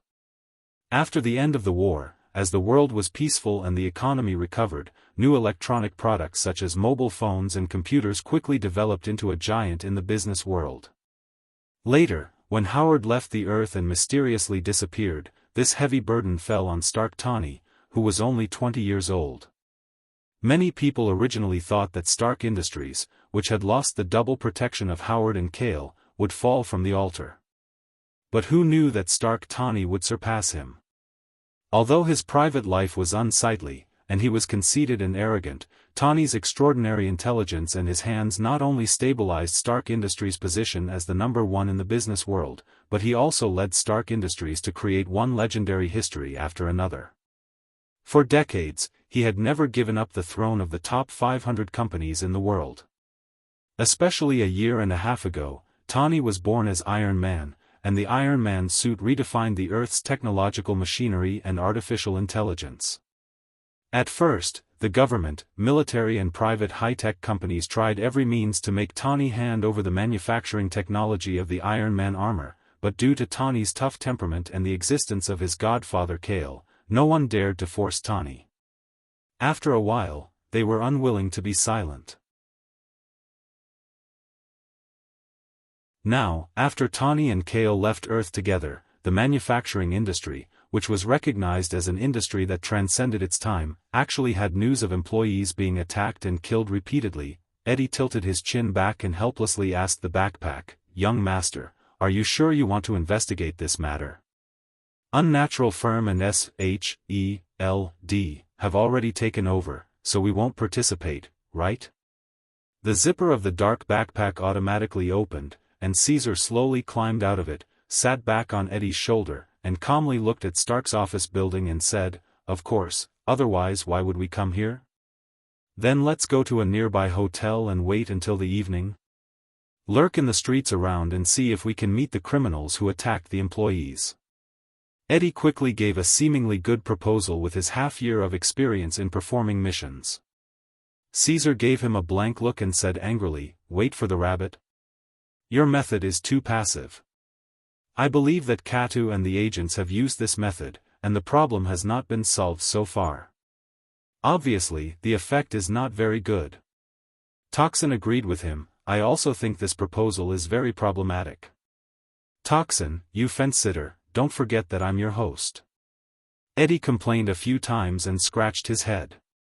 He felt like he was serving his ancestor, so he continued to suggest, "How about we disguise ourselves as Stark Industries employees and see if we can find any clues inside?" Caesar shook his head and said with certainty, "No need to go through so much trouble, we can just go directly to the door." Stark Industries was his territory. The main office building of Stark Industries was a skyscraper with hundreds of floors, and it could accommodate thousands of employees working at the same time. The entire building was equipped with a top-notch smart security program. Every day, employees had to have an employee pass to enter and exit, and they had to have a certain amount of authorization to enter the higher floors. In other words, without authorization or an application to enter, they couldn't even pass through the front door of the industrial building. They would be scanned by the smart program and immediately taken away by the security police. Under Caesar's signal, Eddie walked directly to the door. As a result, as soon as he passed through the detector, there were alarms going off everywhere. Before he could enter the glass front door, Eddie was surrounded by a team of tall and burly security guards. Due to the surprise attack that had happened in the past few days, the security measures of Stark Industries had been increased by more than 3 times. The security guards were especially vigilant against people entering and exiting, let alone someone like Eddie, who was like an extreme villain. "What should we do now, young master?" Facing the security guards, Eddie shrugged helplessly. Caesar was a little speechless. He really didn't think that Eddie didn't even have the minimum authorization to enter Stark Industries. It must be known that even a random Katu in the family could freely enter and exit Stark Industries, except for the energy core and the steel exterior. "Sir, did you come to the wrong place? Why did you bring a child here?" When the security guards saw Caesar on Eddie's shoulder, they relaxed a lot. At least, even if it was an attacker, they wouldn't bring a child out to commit a crime. Eddie was also a little embarrassed. He hesitated and said, "That I have a friend who works here. He said that when he was free, he could come and visit the interior of Stark Industries. I happen to be free today, so I came to take a look." "What's your friend's name?" "It's a special period now. Other than the internal employees, no one else is allowed to enter or leave the building." A security guard picked up the communicator and waited for Eddie's answer. If there was anything wrong, he would immediately dial the alarm button. "My friend's name is..." Eddie's face was bitter. He didn't have a friend. He just said it casually, but now he had forced himself into a difficult situation. "Ah, it's you guys." Just then, a female's exclamation sounded from behind, causing Eddie to look towards the source of the sound. He saw a beautiful girl wearing a professional suit. Her blonde hair was draped over her shoulders, and her blue eyes were open. She looked inexplicably familiar. Caesar immediately recognized her. It was the woman he saved from the drunken criminals last night. "Miss Annie, do you know this gentleman?" the security guard asked. "Of course I know him." Annie smiled brightly and jogged towards Eddie. She even opened her arms and prepared to hug him. Just as Eddie instinctively opened his arms, Annie hugged Caesar, who was on his shoulder, with a burst of fragrance. She used her delicate face and slightly large breasts to rub against Caesar fiercely.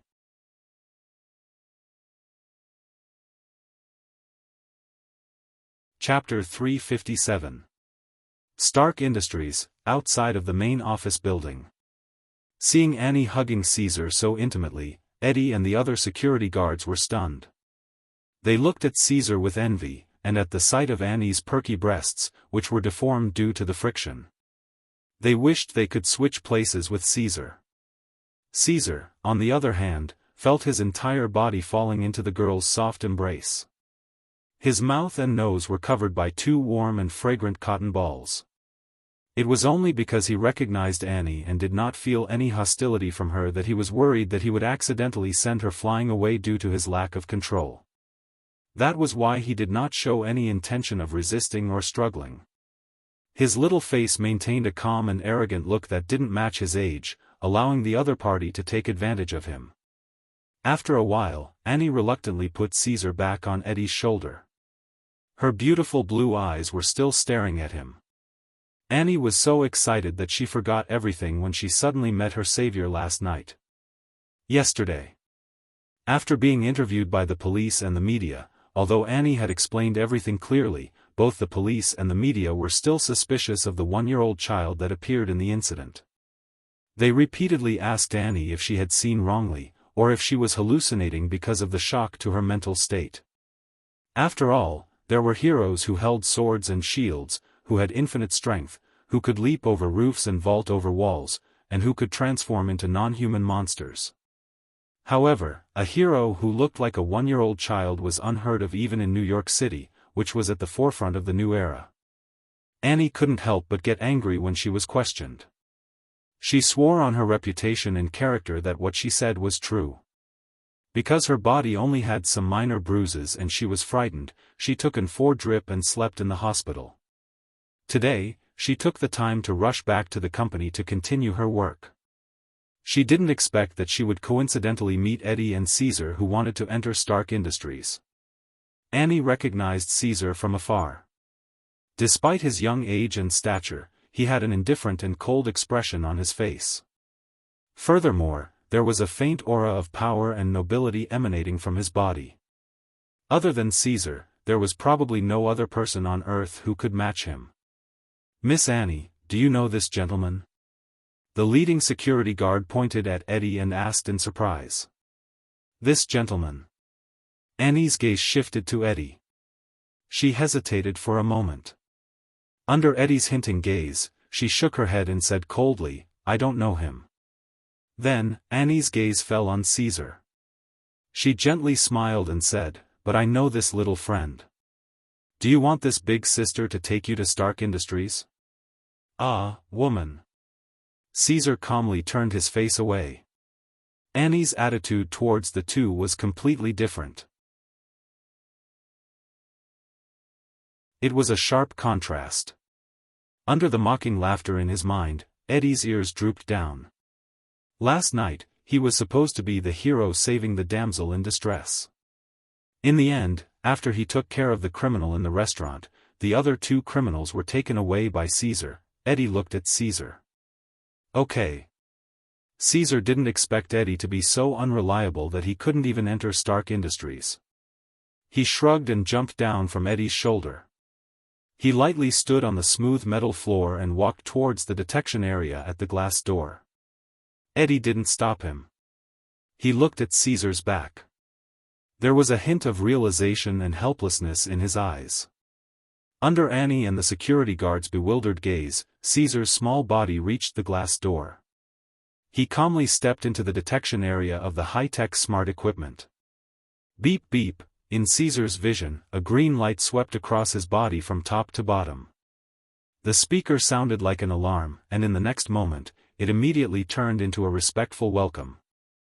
Identity detection successful. Carl Caesar, you have the highest authority in Stark Industries. Everyone in Stark Industries is at your service. At the same time, all the different office areas and staff in Stark Industries received the paging and notification message at the same time. When the leader of the security guards heard the beeping of the communicator, he took it out from his pocket in a daze. He looked at the text message displayed on the screen and read, "All security guards, please go to the main entrance on the first floor of the main office building. Ensure Carl Caesar's safety and maintain the security order at the scene." Annie took out her phone and whispered, "The message I received is, ordinary staff, please maintain your work. Do not leave your post without permission. Those above the management level, please wait in the office for Carl Caesar's spot check or task assignment." Is the boss back? Wait, why does the name Carl Caesar sound so familiar? The people outside the door looked at each other. They looked at Caesar, who was standing at the door, and soon reacted with shock. Carl's surname, Caesar's name, wasn't this the son of the symbol of peace that caused a heated discussion in the society when Kale and Tawny left half a year ago? Tawny, that guy, is really something. Before he left, he set up the authority and welcome for my clone like this. I guess he even considered that he wouldn't be able to come. Caesar sighed slightly. However, he didn't want to hide his identity since a long time ago. With a certain high status, it would be much more convenient to deal with things. Besides, he wanted to announce his existence to the public when he left the Dehao building. He was prepared to be exposed to the outside world for a long time. However, this was the opposite of what Eddie had thought. Eddie saw that things had come to this point. He couldn't help but look at the leader of the security guards, who were stunned. He snorted coldly and said, "I'm that person's bodyguard. Can I go in now?" Of course, of course." The leader of the security guards swallowed his saliva and wiped the cold sweat on his forehead. He respectfully invited Eddie in with both hands. Eddie was too lazy to respond. He walked coldly behind Caesar and squatted forward slightly. Caesar turned sideways and stepped on Eddie's thigh. He jumped back onto his shoulder and waved at Annie, who was still a little absent-minded behind him. He said in a childish tone, "You're also an employee of Stark Industries, right? Didn't you say you would bring me in for a tour? Then you can be the guide. I want to understand the current situation of Stark Industries from you." Annie was stunned. She smiled bitterly and nodded. "Okay. Young Master Caesar." Thus, Caesar, who had revealed his identity, sat on Eddie's shoulder. Annie led the way into the main office building. Naturally, there was no obstruction along the way. When the employees saw the three of them, they respectfully made way for them. They didn't stop calling them young master from the main entrance. Caesar was naturally surrounded by the employees. He lazily looked around with his big eyes as if he was about to fall asleep. When they passed by the third floor, Caesar's eyes lit up slightly. He saw a slender and seductive familiar figure mixed in with the employees. Black Widow Natasha, you're tuning into the Xiaofan's Wuxia Tales YouTube channel. Don't forget to subscribe and join us on this journey to catch the most captivating stories.